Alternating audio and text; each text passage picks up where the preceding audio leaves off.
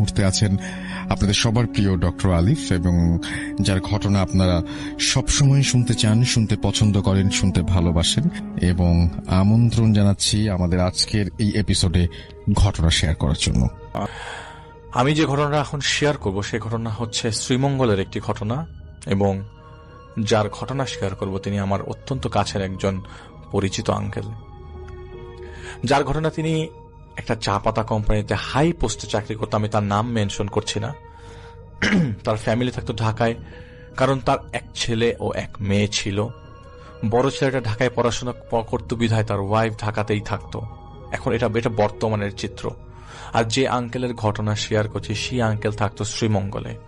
ঈদের সময় আঙ্কেল ঢাকায় আসে, কারণ ছুটি পাওয়া যেত ওই সময়টাতেই। তাই বাংলায় তার ফুল ফ্যামিলি নিয়ে থাকতে পারতেন না তিনি। আর এসব তো অনেক আগের। তো চা বাংলার মানে এই টি গার্ডেনের অফিসের বাংলোটা হচ্ছে তার অফিস থেকে 10 মিনিটের রাস্তা।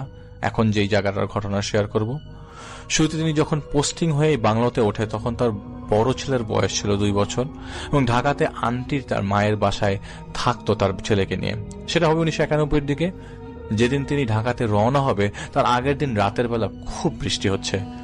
প্ল্যান করছিল তার ওয়াইফকে এবং তার বাচ্চাকে তিনি এখানে নিয়ে আসবেন। আর ওখানে বৃষ্টি হলে ঘন্টা দুয়েক বৃষ্টি হতো। শিয়াল ডাকছিল সন্ধ্যার দিকে। হঠাৎ রাত 10টার দিকে নামে তুমুল বৃষ্টি হওয়াতে ইলেকট্রিসিটি চলে যায়। ইলেকট্রিসিটি এমনিতেও ভালনারেবল ছিল, সবসময় থাকতো না। তো অন্ধকার, তাই বাংলাতে ছিল 2টা কাজের লোক। একজন ওই সময় রাতের বেলা থাকতো 2টা কাজের লোক, একজন রান্নার জন্য থাকতো আর একজন পরিষ্কার জন্য থাকতো। আর অন্যান্য খানসামা যারা সার্বিক দায়িত্বে ছিল, কোনো মহিলা মানুষ ছিল না এবং সবই পুরুষ মানুষ। তিনি অফিস থেকে ওই দিন রাতের বেলার ঘটনা, উনি অফিস থেকে আসেন, ব্যাগ গোছান এবং শুয়ে পড়েন। যেহেতু বাইরে বৃষ্টি হচ্ছে, উপরে টিনে চালের বৃষ্টির শব্দ, তিনি ঘরের লাইট জ্বালিয়ে ঘুমাতেন। তো লাইট জ্বালানো ছিল এবং তিনি চোখ বুজে হালকা করে গান শুনছিলেন। আপনারা স্পষ্ট শুনতে পাচ্ছেন আমার কথা আশা করছি, এবং আপনারা এই প্লটগুলোকে কিন্তু মনে রাখার ট্রাই করবেন। খুব ভালো হয় যদি আপনারা লাইট অফ করে শোনেন। তো ঘটনায় যাই, হঠাৎ জানালা দিয়ে ফিস ফিস শব্দ আসলো। ফিস ফিস শব্দগুলোর মধ্যে পরিষ্কার শব্দ, বোঝা গেল যে চল ওকে নিয়ে যাই। এটা শুনে চোখ খুলল তিনি। খুলেই দেখে তার চোখের সামনে একটা শিয়াল অবাক দৃষ্টিতে তার দিকে তাকিয়ে আছে। পুরো বাংলার লাইট অফ, শুধু তার লাইটটাই জ্বালানো। তিনি খুব জোরে চিৎকার করলেন এবং তার যে খানসামা ও রঙ্গকে ডাকলেন। ও রঙ্গ দৌড়ে এসে জিজ্ঞেস করল, কি হয়েছে স্যার? ওরা একটু ডিফারেন্ট ভাবে কথা বলছে। দেখো, ওরা অনেক ডিফারেন্ট ভাবে কথা বলছে। এরা কারা? আমি অনেক ভয়েস শুনতে পাচ্ছি। কি হলো? বলে শিয়াল গুলো ঘরে ঢুকলো কিভাবে? একটা শিয়াল আমি দেখলাম আমার ঘরের ভিতরে। তো রঙ্গ বলছে, শিয়াল কোথায় পেলেন? বললো, না, আমি দেখলাম শিয়াল ঘরে ঢুকেছে। কিভাবে ঢুকলো? সেদিন রাতে রঙ্গকে রুমের নিচেই ফ্লোরিং করে তিনি ঘুমাতে দেয়, এবং রাতের বেলা আর কোনো কথাবার্তা রঙ্গর সাথে হয় না। পরের দিন সকালে তিনি রেডি হয়ে ঢাকায় চলে আসে তার ওয়াইফ আর বড় ছেলেকে। তখন বড় ছেলে ছোট ছিল বলেছিলাম, তাদেরকে নিয়ে যেতে, কারণ ছুটি ওখানে পাওয়াই যেত না। তার ওয়াইফ আসার পর বাসাতে 3 দিনের দিন রাতের বেলা আবারও বৃষ্টি নামে। আর ওই আসলে বৃষ্টি না, সেখানে ওই দিন থেকে সারাদিন থেকেই গুড়ি বৃষ্টি। মে জুনে অনেক বৃষ্টি হয় শ্রীমঙ্গলে, এটা মে জুনের ঘটনা। এবং সেবার বৃষ্টিতে তিনি যে ঢাকায় গেলেন, তার ওয়াইফকে যে তার নিয়ে আসলেন, সেই যে বৃষ্টি শুরু হয়েছিল সেটা কিন্তু আর থামে নাই। গুড়ি বৃষ্টি তখনও পড়ছিল কন্টিনিউয়াস। তখন রাত 1টা কি 2টা হবে। তার ওয়াইফ লাইট অফ, লাইট আবার অন রেখে ঘুমাতে পারতেন না। তাই বাচ্চা সহ তিনি আরেক রুমে ঘুমালেন। এক রুমে তিনি ছিলেন আর তার ওয়াইফ আরেক রুমে ছিল। তো ওই বাসাটা এত বড় ছিল যে এক রুম থেকে আরেক রুম আসতেও অনেক কিছুক্ষণ সময় লাগতো। মানে আমরা এক রুম থেকে আরেক রুম ইজিলি চলে যেতে পারি, ওখানে এত ইজিলি যাওয়া নাই। তো বিশাল বাংলো, তো 4-5টা বেডরুম ওই বাংলোতে, এবং বিশাল ড্রয়িং রুম। এই 4-5টা বেডরুম ছাড়াও ড্রয়িং রুমটা ছিল বিশাল। আর আপনারা সবাই বাংলো দেখেছেন যে বাইরে দিয়ে অনেক বিশাল বড় বারান্দা থাকে এই বাংলোগুলার। তো তখন বাংলোটা এরকম নতুন বাংলো। তো ওয়াইফ যে রুমে থাকতো সেটা ক্রস করে আসতে হতো ড্রয়িং রুমটা ক্রস করে। তার ওয়াইফ রাতের বেলা ওয়াশরুমে যাবে। তিনি ওয়াশরুমে থেকে বের হওয়ার সময় দেখে গেট লাগানো ভেতর দিয়ে, কিন্তু ওয়াশরুম থেকে বের হয়ে তিনি দেখেন গেটটা খোলা। আসলে গেটটা খোলা, তিনি যখন ওয়াশরুমে যান নিজের অজান্তেই ওয়াশরুমে যাওয়ার পরে দেখে যে গেটটা ভেতর বাইরে দিয়ে গেটটা ভেতর দিয়ে খোলা। কিন্তু ভেতরে তো কেউ ঢোকার কথা না, ভেতর দিয়ে লাগানো গেটটা খুললো কি করে? তিনি গেটটা লাগালো এবং লাইট অফ করে বেডে শুয়ে পড়লো এবং খুব সিম্পলি শুলো, কারণ তার হাজবেন্ড কিন্তু তাকে কোনো এই ব্যাপারে কিছুই জানা নেই। তার ছেলেটা তখন ঘুমাচ্ছে। এই 10 মিনিটের মাথায় দরজা নক নক শুরু হলো। কণ্ঠ আসছে খানসামা রঙ্গর, দিদি, ও দিদিমণি, দরজা খুলেন, খানা নিয়ে আসছি। তিনি ঘড়ির দিকে তাকে থেকে রাত 2:10 বাজে, কাহিনী কি? তিনি বললেন, রঙ্গ, কি বলেন আপনি? খাওয়া কেন এত রাতে? রাত এখন 2টা বাজে, আপনি যান এখান থেকে। আর উপাস থেকে শব্দ আসে, দিদিমণি, খাওয়াটা খেয়ে দেখেন না, অনেক কষ্ট করে বানিয়েছি।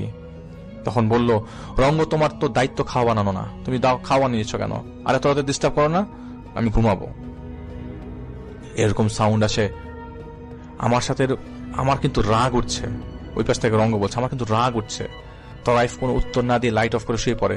ভাবলেন সকালে ওরে ইচ্ছা মতো বলবো, এখন থাক, কারণ রাতের বেলা একটা মহিলার রুমে কেন নক করবে সে? ঘুম লেগে আসছে, হঠাৎ ভেতর থেকে দরজা খুলে গেল। উনি বললেন, দরজা খুললো কিভাবে? তিনি চোখ ফাঁকা করে হালকা করে রেখেছে এবং আর কিছু বোঝাও যাচ্ছে না, এবং বাচ্চাকে জড়িয়ে ধরে রেখেছে এবং হালকা আলোতে বোঝা গেল যে ভেতরের রুমে কেউ ঢুকছে। তিনি জিজ্ঞেস করছে, কে এখানে? তখন শব্দ আসে, তোমার বাচ্চাকে নিয়ে যাব আজকে। তিনি এক চিৎকার দেয়, রঙ্গ দৌড়ায় আসে, গেটের বাইরে থেকে ভিতরে না ঢুকে নক করে, দিদিমণি, কি হয়েছে আমাকে বলেন। তিনি দৌড়ে তখন লাইটটা জ্বালায় এবং চিৎকার করতে থাকে তার হাজবেন্ডের নাম নিয়ে, মানে আঙ্কেলের নাম নিয়ে। তার হাজবেন্ড দৌড়ে এসে বলে, কি কাহিনী? বলে, দেখো কি অবস্থা, আমার বাচ্চার পায়ে 5টা আঙ্গুলের দাগ, আর কে জানি রঙ্গর ভয়েস করে এই কি জানি বাবু নিয়ে যেতে এসছে। বলো কি? তার হাজবেন্ড বলো, কি ভাই সম্ভব, কি মানে কি কাহিনী, কি বলো তো আমাকে একটু। তো তিনি বলেন যে, আমি ঘুমাচ্ছিলাম, এরকম কে জানি ফিস ফিস করে বলছে যে তোমার বাচ্চাকে নিয়ে যাব। রঙ্গ আসলো না, আমি চিৎকার করছি, কিন্তু ভেতর থেকে দরজাটা অটোমেটিক খুলে গেল। তো তার হাজবেন্ড বলে, তুমি লজ্জা লাগিয়ে ঘুমিয়ে পড়োনি? তখন তার ওয়াইফ বলল, না, আমি তো ভেতরে লাগিয়ে ঘুমিয়েছি। আমি একবার কাহিনী হচ্ছিল যে আমি ওয়াশরুম থেকে মানে ওয়াশরুম থেকে এসে দেখি যে আমার ভেতর থেকে দরজা খোলা, আমি আবারও লাগালাম, কিন্তু আবার খুললো কিভাবে? সব ঠিক ছিল, কিন্তু আপনার দরজাটা খুলে গেল। তারপর তার ওয়াইফকে নিয়ে তিনি তার রুমে যান এবং লাইট জ্বালিয়ে তার হাজবেন্ড মানে আঙ্কেল লাইট জ্বালিয়ে তার ওয়াইফকে ওয়াইফকে ঘুমাতে বললো, এবং তারা মোটামুটি ঘুম তো আর আসার কথা না। এবং রঙ্গকে বলা হলো বাইরে মাদুর বিছিয়ে শুতে, সাথে রঙ্গর ছেলেও রঙ্গর সাথে ঘুমালো, কারণ ছেলে নাকি ওই মুহূর্তে শুনছিল ছাদের উপর কমপক্ষে 50 থেকে 60টা শিয়াল ডাকছে এবং তারা হাঁটছে।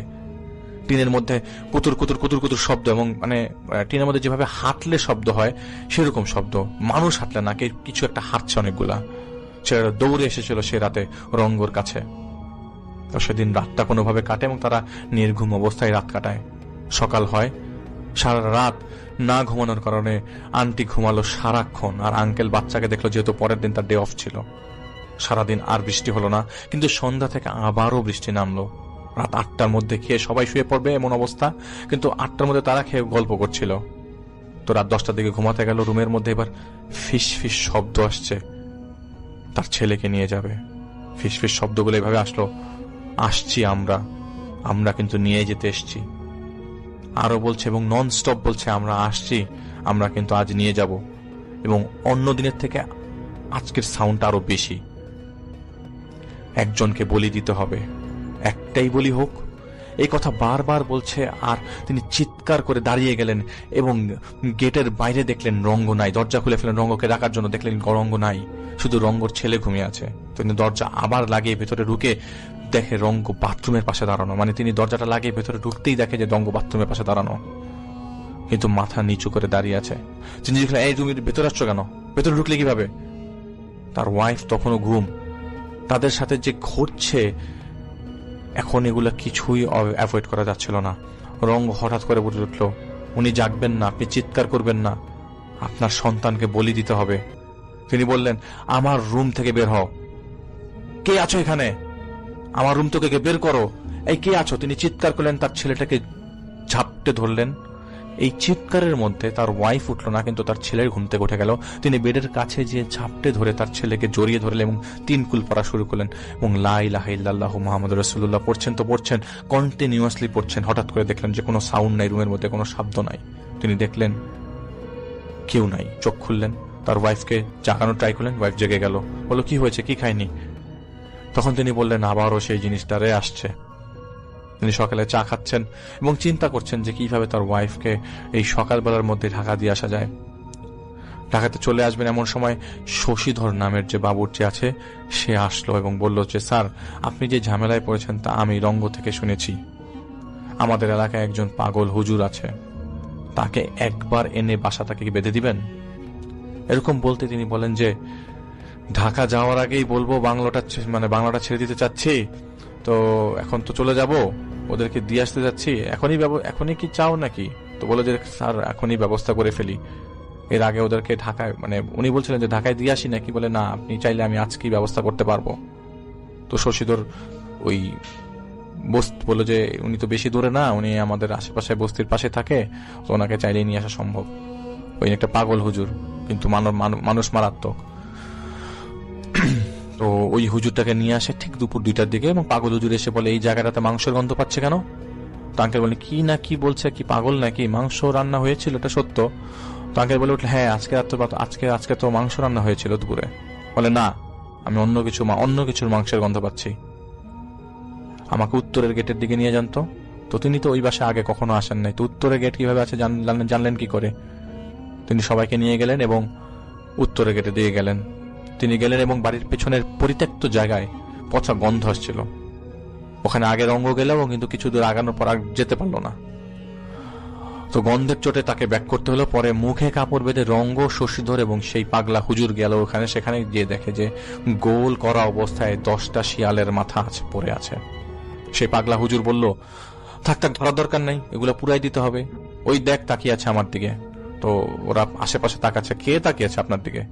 এই ভরদুপুরে কে তাকিয়ে? উনি বলে জঙ্গল, ওই চা বাগান থেকে আমার দিকে তাকিয়ে আছে। তিনি বললেন তাকালে লাভ নাই, আমাকে কিছুই করতে পারবে না, সেগুলো আগে পুরাইতে হবে এবং বাসা ব্লক করে দিতে হবে বা বন্ধ করে দিতে হবে। এবং তাই সেগুলি পোড়ানো হয়, এবং পোড়ানোর সময় লাল লাল ধোঁয়ার মতো উঠছিল, এবং এই বাড়িটা বন্ধ করে দেওয়া হয় মুহূর্তে। এবং তার ছেলের বিপদ আছে বলে তার ছেলের কোমরে একটা দুয়া পরে কায়তন বেঁধে দেওয়া হয়। সেটাতে শুধু কোরআনের আয়াত পরেই কায়তন দিয়ে বেঁধে দেওয়া হয়, কোনো ধরনের তাবিজ ছিল না সেটা। পরে তাকে বলে আপনি বাসা ছাড়েন, এখানে অনেক আগে, আরো 100 বছর আগে খুব খারাপ অবস্থায়, নির্দিষ্ট সময় আমি বলতে পারবো না, কিছু মানুষকে গণকবর দেওয়া হয়েছিল। ওই জায়গাটা খালি থাকা অবস্থায় কিছু জিনও এখানে আসছে, এবং সেই জিনগুলা এখানেই ভালোভাবে নিজেদের সেটেল ডাউন করে ফেলে। এবং এখানে পরবর্তী সময় সিভিলাইজড পার্সনরা আসার পরে ওই জিনদেরকে আটকে ফেলা হয়, এবং এটা কোন একটা ব্ল্যাক ম্যাজিকের কারণেই করা হয়। এবং সেগুলো এখানেই ঘুরে ফিরে কোথাও যেতে পারে না। জায়গাটা ভালো না, পারলে কালকের মধ্যে ছাড়েন, ঢাকা যান, বাড়িটা ছাড়েন, অফিসে জানান এইখানে জিনের সর্দারের মুভমেন্ট আছে, ওনার সাথে আমার ঝগড়া, আমি ওনার সাথে পারবো না, আমার প্রবলেম হবে। এই বলে পাগলামি করতে করতে হুজুরটা চলে গেল।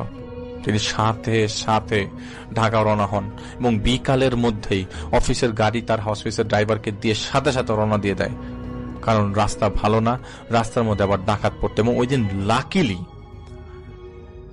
ওখানে আসলে আমরা তো এখন কি শ্রীমঙ্গলে খুব তাড়াতাড়ি যেতে পারি, তাই না?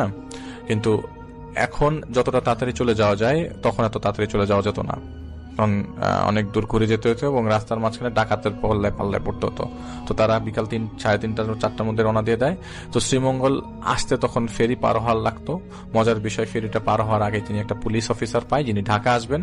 তো ফুল লোডেড গান তার সাথে ছিল, এবং তার সাথে উনি জিপের মধ্যে, যিনি জিপের সামনে বসেন তার ওয়াইফ তখন পিছনে চলে যায়। এবং আমরা তো এখন দেখা যায় যে 4 ঘন্টা 4.5 ঘন্টা লাগে হচ্ছে শ্রীমঙ্গলে যেতে, তখন লাগতো হচ্ছে 11 থেকে 12 ঘন্টা। ঢাকায় এসে তারা হাফ ছেড়ে বাঁচে, এবং ঢাকায় থেকেই তিনি অফিসে ফোন দিয়ে বলেন যে আমি খুব বাসায় প্রবলেম ফেস করেছি, আমাকে খুব শিগগিরই ওই জায়গা থেকে সরিয়ে ফেলেন। পরে প্রায় 5 দিন ঢাকায় থাকার পর তাকে বাংলা অফিস থেকে বাংলা চেঞ্জ করে দেয়। সেটা তার প্রবলেম না, সেখানেও তার ওই রঙ্গ অন্যান্য বাবুচিরা নতুন মানুষজন, কিন্তু অফিসের পাশাপাশি হয়তো তার জন্য একটু সুবিধা হয়। এরপর থেকে কিন্তু আর কোনো সমস্যা তার মধ্যে ছিল না, একদমই ছিল না। সেই চাকরি তিনি 2018-তে ছেড়ে রিটায়ারমেন্টে যান। এখন যেটা করব সেটা হচ্ছে সরাসরি চলে যাব আরো একটি ঘটনায়, এবং এই মুহূর্তে আমার সঙ্গে আছেন আপনাদের অত্যন্ত পছন্দের একজন মানুষ, যিনি হচ্ছেন আফনান ভাই। তাকে আমি বলেছিলাম এবং তিনি একটা ঘটনা পাঠিয়েও দিয়েছেন। তার সেই ঘটনাটি আমি এখন আপনাদের জন্য প্লে করছি। আশা করছি আপনাদের সবার ভালো লাগবে। চলুন শুনে আসি আফনান ভাইয়ের ঘটনাটি। এখন একসাথে দুটি ঘটনা বলবো। ঘটনাটি আমাদেরকে পাঠিয়েছেন কানাডার সাসক্যাচুয়ান প্রভিন্সের সাসক্যাটন সিটি থেকে রাখি আক্তার আপু। উনি ইতোমধ্যে আরো একটি ঘটনা আমাদেরকে পাঠিয়েছিলেন এবং সেটি আমরা আপলোড করেছি এবং ইতোমধ্যে আপনারা সেটা শুনেছেনও। আর এখন যে ঘটনাটি উনি আমাদের সাথে শেয়ার করেছেন, এই ঘটনাটি অ্যাম্বুলেন্স কেন্দ্রিক একটি ঘটনা। ঘটনাটির কিছু কিছু বিষয় খুব কমন হলেও একটি জায়গায় খুবই আনকমন। কোন জায়গাটাতে মানে আনকমন, এটি শোনার জন্য পুরো ঘটনাটি অবশ্যই আপনাদেরকে শুনতে হবে। তো ঘটনাটি মূলত 2014 সালে ঘটে। আর 2014 সালে ওনার নানু ক্যান্সারে আক্রান্ত ছিলেন, দীর্ঘদিন ধরে রোগে ভুগেছেন এবং তারপর তো বার্ধক্যজনিত বিভিন্ন সমস্যা ছিল। এই কারণে উনি 2014 সালে মারা যান। তো ওনার নানু মারা যান ওনাদের গ্রামের বাড়ি পিরোজপুরে, আর ওনার লাশ নিয়ে যেতে হবে ওনার নানু বাড়ি গোপালগঞ্জে। তো যেহেতু দীর্ঘদিন ধরে পিরোজপুরে ছিলেন, অনেক মানুষের সাথেই পরিচয় ছিল এবং উনি ওনার মৃত্যুর পর ওনার পরিচিত যারা ছিলেন তার লাশ দেখতে আসে এবং সবকিছু স্বাভাবিকভাবেই সবকিছু শেষ হয়। দেখা দেখির পর আবার লাশটা গোসল দিতে হয়। গোসল দিয়ে কাফনের কাপড় পরিয়ে সবকিছু রেডি করে অ্যাম্বুলেন্সে নিয়ে যেতে রাত হয়ে যায়। অ্যাম্বুলেন্স যাত্রা শুরু করে পিরোজপুর থেকে গোপালগঞ্জের দিকে। লাশের সাথে যে অ্যাম্বুলেন্সটি নেওয়া হয়েছিল, এই অ্যাম্বুলেন্সের মধ্যে আরো যারা ছিলেন তারা হচ্ছে এই রাখিয়াপুর মেঝো কাকা, তার ছেলে, রাখিয়াপুর মামা, মামি এবং খালু। ওনারা যখন পিরোজপুর থেকে গোপালগঞ্জের দিকে যাচ্ছিলেন তখন রাতের বেলা তো স্পেসিফিক ভাবে ওই জায়গাটির নাম যে কি সেটি আমাকে বলতে পারেননি। তবে এতটুকু বলা যায় যে ওই জায়গাটাতে আশেপাশে কোনো ওরকম জনমানব মানে শূন্য ছিল বলা চলে। ওরকম কোনো ঘরবাড়ি ছিল না, বেশ লম্বা একটি রাস্তা, আর ওই সময় বেশ নির্জন ছিল রাস্তা। আর তখন রাস্তাটা এতটা উন্নত ছিল না, কিছু কিছু জায়গায় ভাঙা ছিল, যার কারণে অ্যাম্বুলেন্স চলতে চলতে মাঝে মাঝে একটু ঝাঁকুনি খাচ্ছিল। আর গাড়ির মধ্যে বসে যারা ছিলেন তারা টুকটাক দোয়া কালাম পড়ছিলেন, কেউ বসে বসে কোরআন তেলাওয়াত করছিলেন। তো মোটামুটি যাত্রা শুরু করার 1.5 থেকে 2 ঘন্টা পর ঘটনাটার আসলে সূত্রপাত। এবং ঘটনার সূত্রপাত যেখানে, সেখানকার পরিবেশটা কেমন ছিল মাত্র আমি বলেছি। সবাই খেয়াল করে যে কেমন যেন একটা হাসির শব্দ আসছে, মানে ফিক ফিক করে হাসি শব্দ, মানে যদি কেউ ফিক ফিক করে হাসে এবং হালকা একটা হাসির শব্দ আসে না, তেমন একটা হাসির শব্দ। তো এখন যেহেতু ওই মাইক্রোবাসটা বা অ্যাম্বুলেন্সটা বেশ উন্নত ছিল, আশেপাশে সাউন্ড তেমন আসতো না, আর পুরোটাই তো এসি করা, এসি চলছিল, যার কারণে বাহিরের সাউন্ড কম আসছিল এবং মাইক্রোবাসের মধ্যে বেশ মোটামুটি যে কোনো শব্দ খুব ভালো করে শোনা যাচ্ছিল। এই কারণে ওনারা হালকাই ফিক ফিক হাসির শব্দ শুনতে পাচ্ছিলেন, কিন্তু হাসির শব্দটা কোথা থেকে আসছে? তখন সবাই খেয়াল করে এই হাসির শব্দটা মূলত নানুর লাশ থেকে আসছে এবং নানু ফিক ফিক করে হাসছে, এটা সবাই বুঝতে পারছে। তখন গাড়িতে থাকা প্রত্যেকেই ভীষণ রকমের ভয় পায়, যেটা কিভাবে সম্ভব, একটা মৃত মানুষ কিভাবে এভাবে হাসতে পারে? তাহলে কি উনি জীবিত হয়ে গেলেন? তখন সবাই বুঝতে পারে না, ওনার জীবিত হওয়ার কোনো সম্ভাবনা নেই, কারণ ওনার মৃত্যুর পরে ডাক্তার এসে পরীক্ষা করেছেন এবং তাকে মৃত ঘোষণা করেছেন। অনেক সময় কিন্তু এমন হয় যে কারো শ্বাস প্রশ্বাস বন্ধ থাকে, হার্টবিট বন্ধ থাকে, তখন অনেকেই তাকে মৃত মনে করেন। পরবর্তীতে দেখা গিয়েছে যে তিনি জীবিত হয়েছেন। কিন্তু তেমন হলে তো নড়াচড়া করে উঠবে, কিন্তু হাসবে কেন? এটি তো অস্বাভাবিক একটি বিষয়। সবাই ভয় পায়। এর মধ্যে কি হয় যে রাখিয়াপুর যিনি মামা, উনি যে একটা কোরআন শরীফ পড়ছিলেন, এই কোরআন শরীফটি ওনার নানুর বুকের উপরে রেখে দেন। যখনই বুকের উপর রেখে দিয়েছেন তখন কিন্তু একদম স্বাভাবিক, আর হাসির শব্দ নেই, একদম স্বাভাবিক হয়ে গিয়েছে। তখন বুঝতে পারে যে এটা প্যারানরমাল কোনো বিষয়। তা না হলে কোরআন শরীফটা রেখে দেওয়ার সাথে সাথে হাসির শব্দ কেন চলে গেল এবং সবকিছু কিভাবে ঠিক হয়ে গেল? যাই হোক, সবাই যে যার মতো আবারও দুরূদ পড়তে থাকে, জিকির আজগার করতে থাকে, এবং তারা চাচ্ছিলেন যে যত দ্রুত সম্ভব পৌঁছানো যায়। এই জন্য অ্যাম্বুলেন্স ড্রাইভারকে বলেন যে দ্রুত অ্যাম্বুলেন্স চালাতে। এরপরে আরেকটি সমস্যা দেখা দেয়।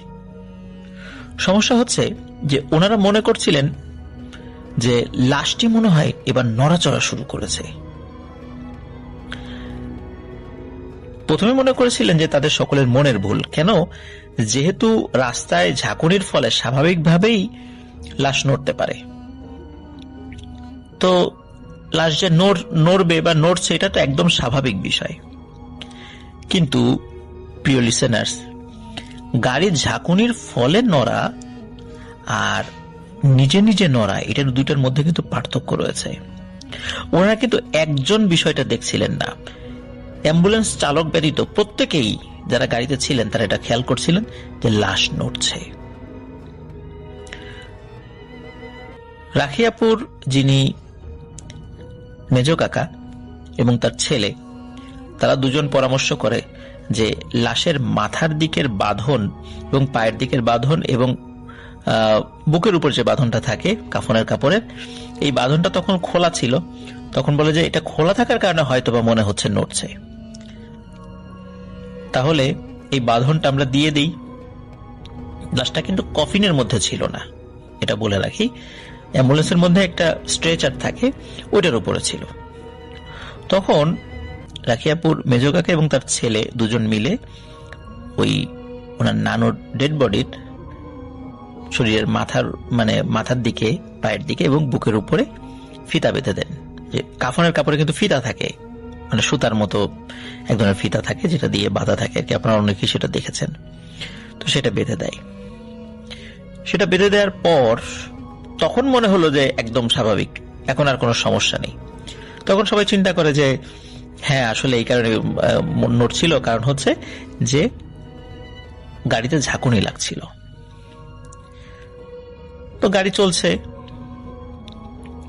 হঠাৎ করে গাড়ির ড্রাইভার সে হার্ট ব্রেক করে বসে। হার্ট ব্রেক করার কারণ হিসাবে সে বলে যে সামনে তো বিশাল একটা খাদ। গাড়ির সবাই বলে কোথায় খাদ? এটা তো কি সরু রাস্তা? বলে আমি দেখলাম খাদ। সবাই গাড়ি থেকে নেমে দেখে না, একদম স্বাভাবিক, সামনে কোনো খাদ নেই। কিন্তু ড্রাইভার দেখেছিল সামনে বিশাল একটা খাদ, এবং এই কারণে সে গাড়ির হার্ট ব্রেক করেছিল। ড্রাইভার প্রচন্ড ভয় পায়। সবাই বলে যে আসলে রাতের বেলা তো একটানা ড্রাইভ করছো এবং লম্বা রাস্তা চালাতে গেলে, বিশেষ করে রাস্তা যদি শুরু হয়, তখন সামনে হঠাৎ করে এরকম দৃষ্টিভ্রম হতেই পারে। ও কিছু না, চলো। ড্রাইভারকে সাহস দেয়। এখন ড্রাইভার যদি বলে যে আমি গাড়ি চালাবো না, তখন তো আর এক বিপদ হবে।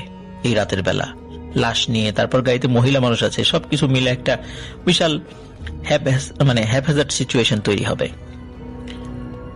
তো ড্রাইভার গাড়ি চালানো শুরু করে।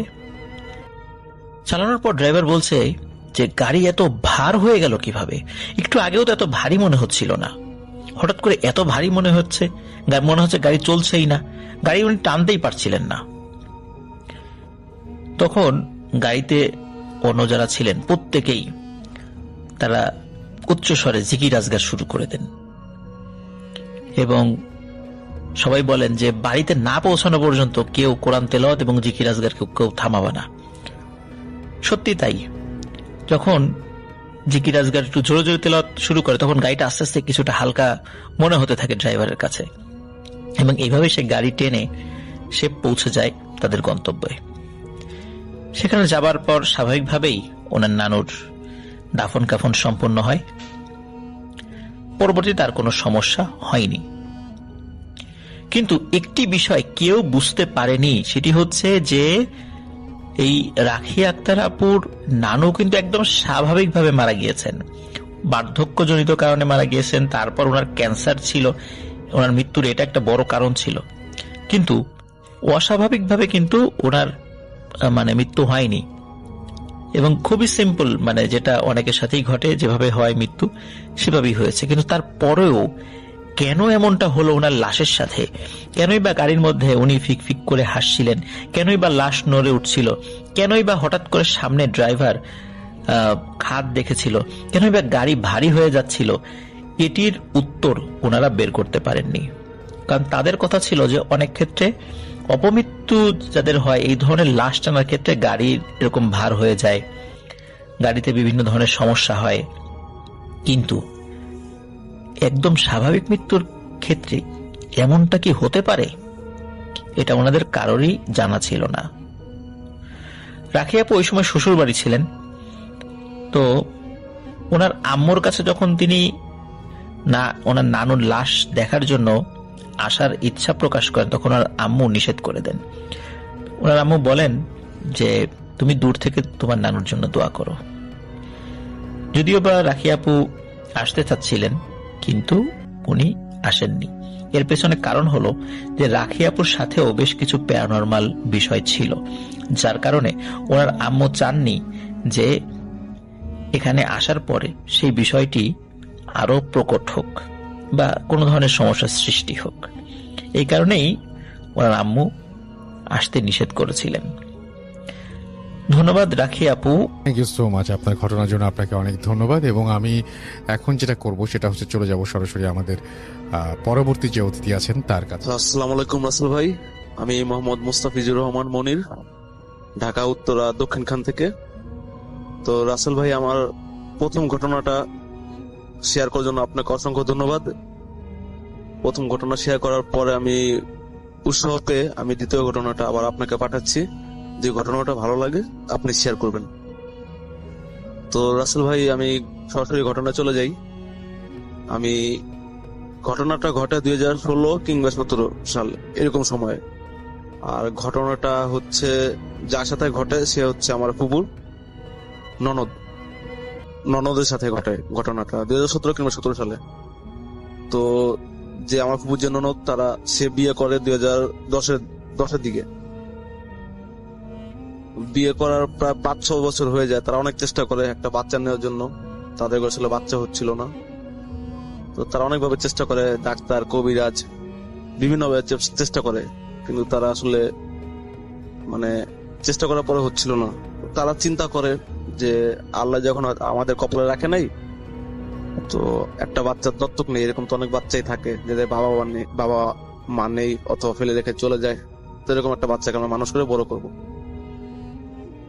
তো তারা সেভাবে প্রিপারেশন নিয়ে তারা একটা এতিমখানা যোগাযোগ করে, এবং তারা যেরকম সন্তান চাচ্ছিল সেরকম একটা শিশু পেয়ে যায়, বাচ্চা শিশু পেয়ে যায়। তো শিশুটা হচ্ছে 3 থেকে 4 মাসের একটা শিশু পেয়ে যায়। তো তারা এতিমখানা যায়, যার পরে যে কিছু প্রসেস থাকে, এতিমখানা থেকে তাদের দায়িত্ব নেওয়ার জন্য যে কিছু প্রসেস থাকে তারা তা কমপ্লিট করে আনে। আর আসল ভাই, বাচ্চাটা যে তারা যেই বাচ্চাটাকে দত্তক নিবে, তারা এতিমখানায় বাচ্চা যখন 3 থেকে 4 দিন বয়স, তারা সেই এতিমখানায় একটা গেটের সামনে, তাদের যে গেট, প্রধান গেট, সেটার সামনে তারা পায়। রাত্রে 2টা কিংবা আড়াইটা দিকে, অনেক মধুরাতে তারা যে তাদের গেটের সামনে, এতিমখানা গেটের সামনে কান্নাকাটির আওয়াজ শুনে তারা সবাই এসে দেখে যে একটা বাচ্চা কান্নাকানি করতেছে। হয়তো বা এরকম থাকে, বাবা মা নিতে চাচ্ছেন এরকম একটা বাচ্চা, এরকম এরকম অনেকেই থাকে বাবা মা যে বাচ্চা রেখে চলে যায়। তো এরকম একটা বাচ্চা তারা 2-3 মাস রাখার পরে আমার ফুপুর যে ননদ, তারা খোঁজ পায় এবং তারা বাসায় নিয়ে এসে সবকিছু করে। তো রাসেল ভাই যেদিন থেকে বাচ্চাটা আনে, সেদিন থেকেই আসল ঘটনাগুলা মানে ঘটা শুরু করে। ঘটনাটা হচ্ছে যে যে 3 থেকে 4 মাসের বাচ্চা না স্বভাবত তারা শুয়ে থাকে, উঠতে পারে না, বুঝতে পারে না। তো রাসেল ভাই মানে আমার ফুবুর যে ননদ আর ননদের হাজবেন্ড তারা অনেক খুশি, সেটা অনেক খুশি থাকে। কিন্তু আমার ফুবুর যে ননদ তার হাজবেন্ড একটা কাজে বাইরে যায়, যে বাচ্চার জন্য অনেক জামা কাপড় গুলো দরকার, এটা কিনতে যায়। তো ফুবু বাসায় কাজ করতেছিল, কাজের ফাঁকে মানে উনি রুমে এসে যে রুমে বাচ্চাটাকে মানে শুয়ে রেখে মানে ঘুম পাড়িয়ে রেখে যায়, সেই রুমে মানে এসে ফুবু দেখে যে 3 থেকে 4 মাসের বাচ্চা মানে হামাগুড়ি দিয়ে মানে 6-7 মাসের বাচ্চারা যেরকম হামাগুড়ি দিয়ে যেরকম চলাফেরা করবে, ঠিক সেভাবে 3 থেকে 4 মাসের একটা বাচ্চা ওইভাবে চলাফেরা করতেছে। তো ফুবু ননদ দেখে সেটা অনেক আসলে ভয় পায়।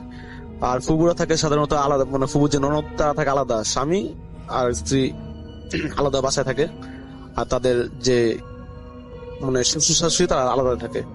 তো তিনি বাসায় একাই ছিলেন, তো দেখে 3-4 মাসের একটা বাচ্চা মানে হামাগুড়ি দিয়ে খেলতেছে, হাঁটা মানে চলাফেরা করতেছে। তো সেটা দেখে আসলে মানে ফুবুর যে ননদ সে অনেক ভয় পেয়ে যায়।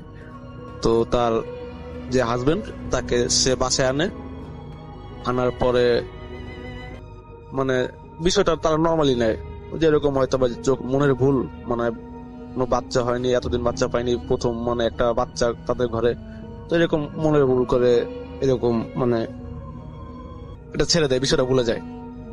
তো তারপরের দিন মানে বাচ্চাকে মানে ফ্লোরের মধ্যে শুয়ে রেখে সে কাজ করতেছিল, যে বাচ্চা খাটে থাকুক, বাসা মানে বাচ্চা কাছে থেকে ঘুমাক। তো কাজ করতেছিল, হাতের কাজগুলো করতেছিল, বাচ্চাকে পাশে ফ্লোরে মানে নিচে একটা কাপড় দিয়ে শুয়ে রেখে। তো বাচ্চাটা হঠাৎ করে মানে উঠে হামাগুড়ি দিয়ে চলে গিয়ে মানে পাশে চেয়ার, একটা 3 থেকে 4 মাসের বাচ্চা মানে যে ভারী কিছু মানে উঠানো সম্ভব না, সে একটা চেয়ার উঠিয়ে মানে খেলা করছে, 3 থেকে 4 মাসের একটা বাচ্চা।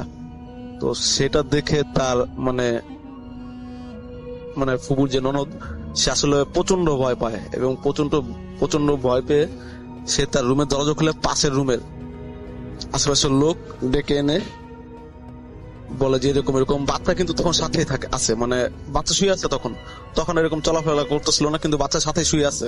তো বলা হয়তো বা মনের ভুল, মানে প্রথম কোন মানে বাচ্চা শিশুকে নিয়ে এরকম তার আছে, এই জন্য মনে মানে একটা হয়তো বা ভুল একটা কাজ করতেছে, ভুল কিছু কাজ করতেছে। তো ফুবু যে ননদ সে মানে আর কোন রিস্ক না নিয়ে একটা হুজুরকে আনতে চায়।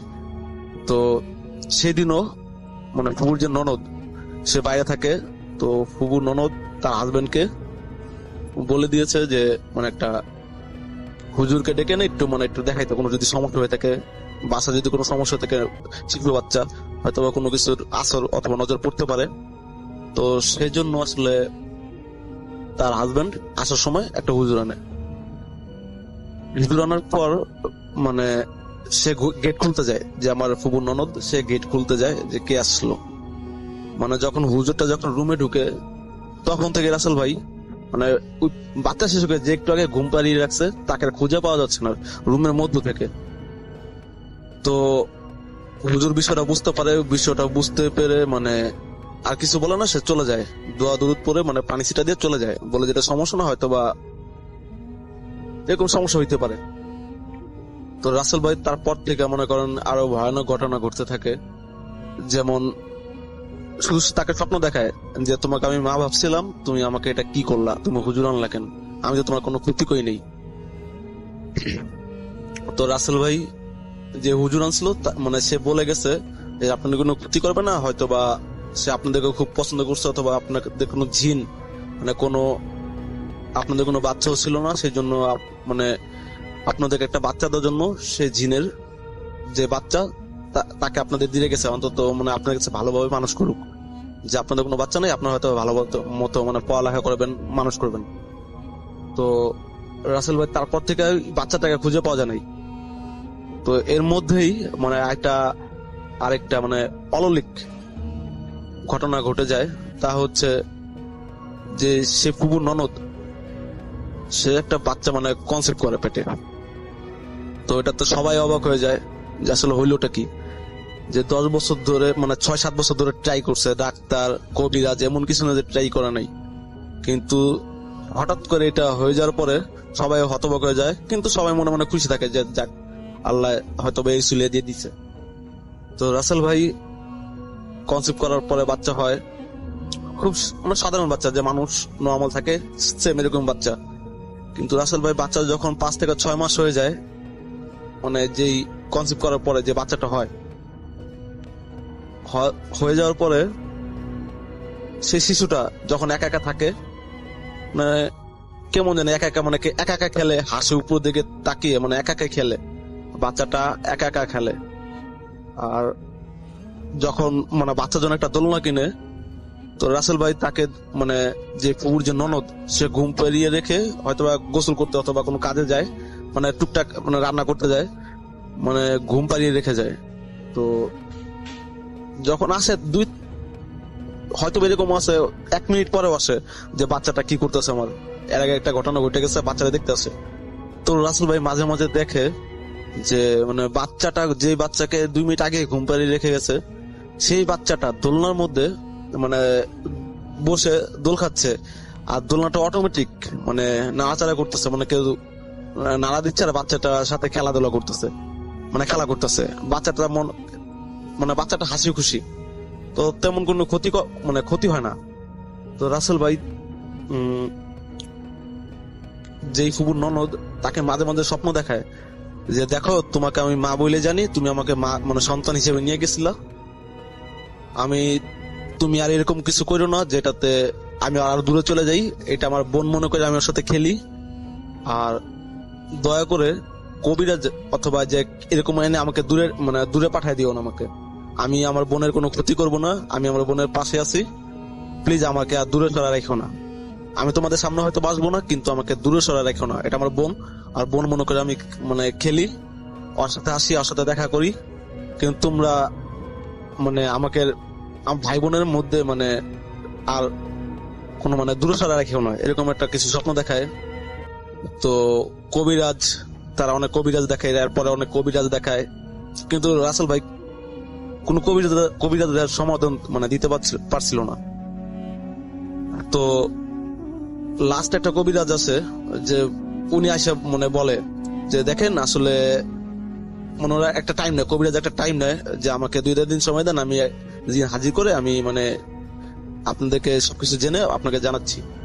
তো রাসেল ভাই 2 দিন পর সেই কবিরাজটা মানে যে ফুবুর ননদ, সেই ননদের কাছে আসে, মানে ননদ আর ননদের হাজবেন্ড ওনার কাছে আসে বলে যে আসলে আপনাদের কোনো ভয় নাই, মানে আপনাদের সাথে যেরকম মানে ঘটনা ঘটে গেছে, মানে সেটা আল্লাহ হয়তো চাইছিল এইভাবেই হবে এইভাবে হইতেছে, আর আপনারা এটা নিয়ে একটু বেশি কোনো ঘাটাঘাটি করেন না, আর ওদের মানে ভাই বোনের মধ্যেই থাকতে দেন, আপনার কোনো ক্ষতি করবে না।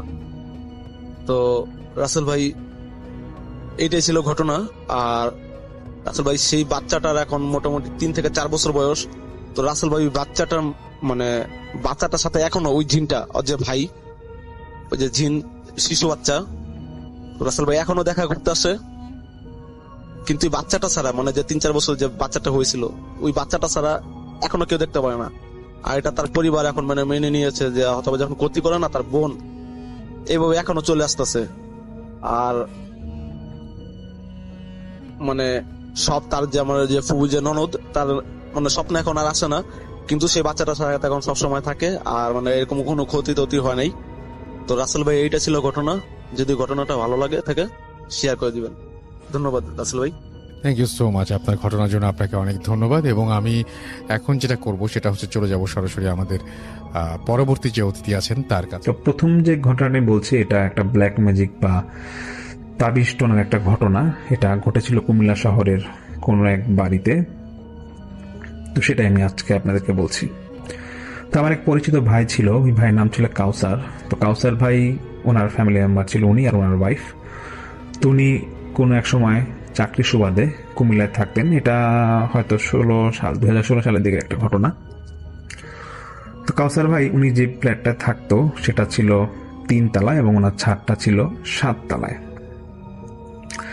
আর ওনার বাসার ঠিক সামনেই একটা ছোট চিপাগুলি গেছে, মানে চিপাগুলিটা এমন ছিল যে রিক্সা একটা হাজার এরকমের গাড়ি আসতে পারে না, ঠিক ওটাই গুলিটার সাথেই লাগানো ছিল একটা কনস্ট্রাকশন হচ্ছে একটা বাসা, এবং বাসা নাকি এটা খুব সুন্দর ছিল, মানে সামনে নাকি ছিল প্রায় সুন্দর বাগানের মতো বা উঠানের মতো এরকম সুন্দর ছিল, এবং ওটার সামনে একটা একতলা পুরানো বাসা ছিল। তো কাউসার ভাই যেটা বলে যে বাসাটা একতলা আগে থেকেই হয়তো করা ছিল, কিন্তু দেখে বোঝা যাচ্ছিল, কিন্তু যে হয়তো উপরে টিন শেড ছিল দেখে এটা কনস্ট্রাকশন করে মানে মালিক হয়তো ছাদ ঢালাই দিবে, এরকম একটা বাসা ছিল এখানে। তো কাউসার ভাই নাকি প্রতিদিন ফজরের নামাজের পর উনি ছাদে হাঁটাহাঁটি করতেন। তো একদিন উনি হাঁটতে গিয়ে দেখছেন যে ওই বাসাটার যে এটার কাজ চলতেছিল, যে বাসাটার কনস্ট্রাকশনের ছাদটা ছিল, যে ছাদ ঢালের একটা কর্নারে দেখতেছে ইট সুরকি স্তূপাকারে একটা জায়গায় পড়ে আছে, এবং একটা হুজুর একটা মুরগি নিয়ে ওখানে কয়েকজন দাঁড়ায় ছিল, মানে একটা পুরুষ মহিলা একটা কম বয়সী মেয়ে এবং দুইটা ছেলে দাঁড়ায় ছিল, ওদেরকে মুরগিটা নিয়ে ঝাড়াচ্ছে ওদের শরীরে, এবং মুরগিটা ইট সুরকির উপর জবাই করে মানে জবাই করতেছে, এবং রক্তটা দেখতেছে যে মানে কাউসার ভাই যে রক্তটা পড়তেছে ইট সুরকির উপরে। তো কাউসার ভাই দেখে একটু অবাক লাগে, উনি অতটা গুরুত্ব দেন না, উনি বাসায় এসে পড়ে এবং সেদিন সকালে ওনার ওয়াইফকে বলে যে আমি এরকম দেখছি যে ইটসুকের উপর একটা লোক এরকম মুরগি জবাই দিল সকালবেলা, বুঝলাম না, তা আবার হুজুর, আবার এটা বুঝলাম যে এটা মনে ঝাড়ফুঁক দিতেছে, একটা ফ্যামিলির মেম্বার অনেকে ছিল ওদেরকে ঝাড়ফুঁক দিচ্ছে দেখলাম।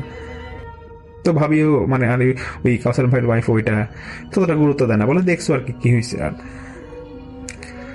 তার একদিন 2 দিন পর নাকি কাউসার ভাই আবার উপরে গিয়ে সেম জিনিস দেখতেছে, যেরকম ওই ফজরের পরে 6টা 6:30 এরকম সময় এই জবাই দিচ্ছে মুরগিটা। এরকম যখন হচ্ছিল তো তসলিম সাহেবের মানে যে ব্যবসা ছিল ওই ব্যবসা লস, মেয়ের পিছনে অনেক টাকা ঢালছে। তো টাকা ঢালার পরে তসলিম সাহেব ঠিক করে যে ওনার যে এরকম এই জায়গায় যে ওনার যে জায়গাটা আছে সেই জায়গায় তো কোনো এক সময় হসপিটাল ছিল, হসপিটাল ভেঙে হয়তো হোটেল করছিল, হোটেলটা এখন নাই। তো ওনার চিন্তা যে এখানে একটা বাড়ি করবে বা যেটাই করা করবে এখানে মানে করে উনি ওটা দিয়ে ইনকাম সোর্স ওনার থাকবে, যে বাড়ি করলে কিছু ফ্ল্যাটের থেকে ভাড়া পাবো। তো তসলিম সাহেবের নাকি এই যে বাড়ি করবে এখানে এটার জন্য ওনার দেখতেছে রেগুলার বাধা বিপত্তি লেগেই থাকে। তো উনি এক হুজুর ছিল একার, হুজুরকে এনে বলতেছে যে হুজুর দেখেন আমি তো এরকম বিভিন্ন বাধা বিপত্তির মধ্যে পড়তেছি, এখানে আমি এর আগে 2বার কাজ ধরতে গেছিলাম, মানে একটা হসপিটাল করছিলাম, এখানে তো এরকম সমস্যা হইলো, এক পেশেন্ট মারা গেল, এটা সমস্যা হয়েছিল, তারপরে হোটেল দিলাম, এক মিসিয়ার সুইসাইড করলো, যেটাই হওয়ার হয়েছে, এখন আমি এটা বাড়ি করতে চাই এখানে। তো আপনি যদি কিছু মনে না করেন আমার এই বাড়িটা যেহেতু বাড়িটা করবো, আপনি একটা কোরআন খতম দিতে চাই সামনে, বাসা যে সামনে উঠানের মতো জায়গাটা আছে এখানে একটা কোরআন খতম দিব, আর আপনি একটু দোয়া দুধ পরে বাসাটা একটু ঝাড়ফুঁক দিয়ে দিবেন আমার এই জায়গাটা থেকে, আমি এখান থেকে কাজ শুরু করব। তো ওই তসলিম সাহেব নাকি এরকম কাজ করার পরে ওনার নাকি ওই কাজ শুরু করবে, মানে ঝাড়ফুঁক বা কোরআন খতম দিয়ে গেছে, কাজ শুরু করবে। ঠিক কাজ শুরু করার কয়দিন পরেই একটা বাধা হয় যে ওনার যে এরকম একতলা ছাদ ঢালাই দিবে, এই ঢালাইয়ের মধ্যে রডের মধ্যে নাকি একবার কারেন্ট এসে যায়, এবং একটা মিস্ত্রি নাকি কারেন্টে শর্ট খেয়ে মানে একবার আধমরা হয়ে গেছে, এমন একটা অবস্থা, মানে এখানেও বাধা। তো তখন ওই তসলিম সাহেব আবার এই হুজুরকে বলে যে হুজুর দেখেন আপনি তো এলাকায় খুব নাম করা হুজুর, হুজুর কোন এলাকায় ছিল এটা আমি বলতেছি না, আমাকে আসার ভাই বলছিল ওনাকে বলছে ওইটা কুমিল্লার খুব একটা পপুলার জায়গা এবং পপুলার হুজুর, উনি এখনো অনেক নাম করা হুজুর একজন। তো একটু বলে রাখছি, কুমিল্লায় যারা থাকেন তারা হয়তো চিনবেন যে কুমিল্লার টমসন ব্রিজ নামে একটা জায়গা আছে, ওইটার আশেপাশে হুজুরটা থাকতো বা এখনো থাকে। তো যাই হোক ওই ঘটনা চলে যাচ্ছে আবার। তো এই হুজুর যখন মানে তসলিম সাহেব যখন এই ঘটনাটা ওই হুজুরকে বলে, তো হুজুর বলতেছে যে ঠিক আছে আপনার জায়গায় আমি যাব আর দেখি।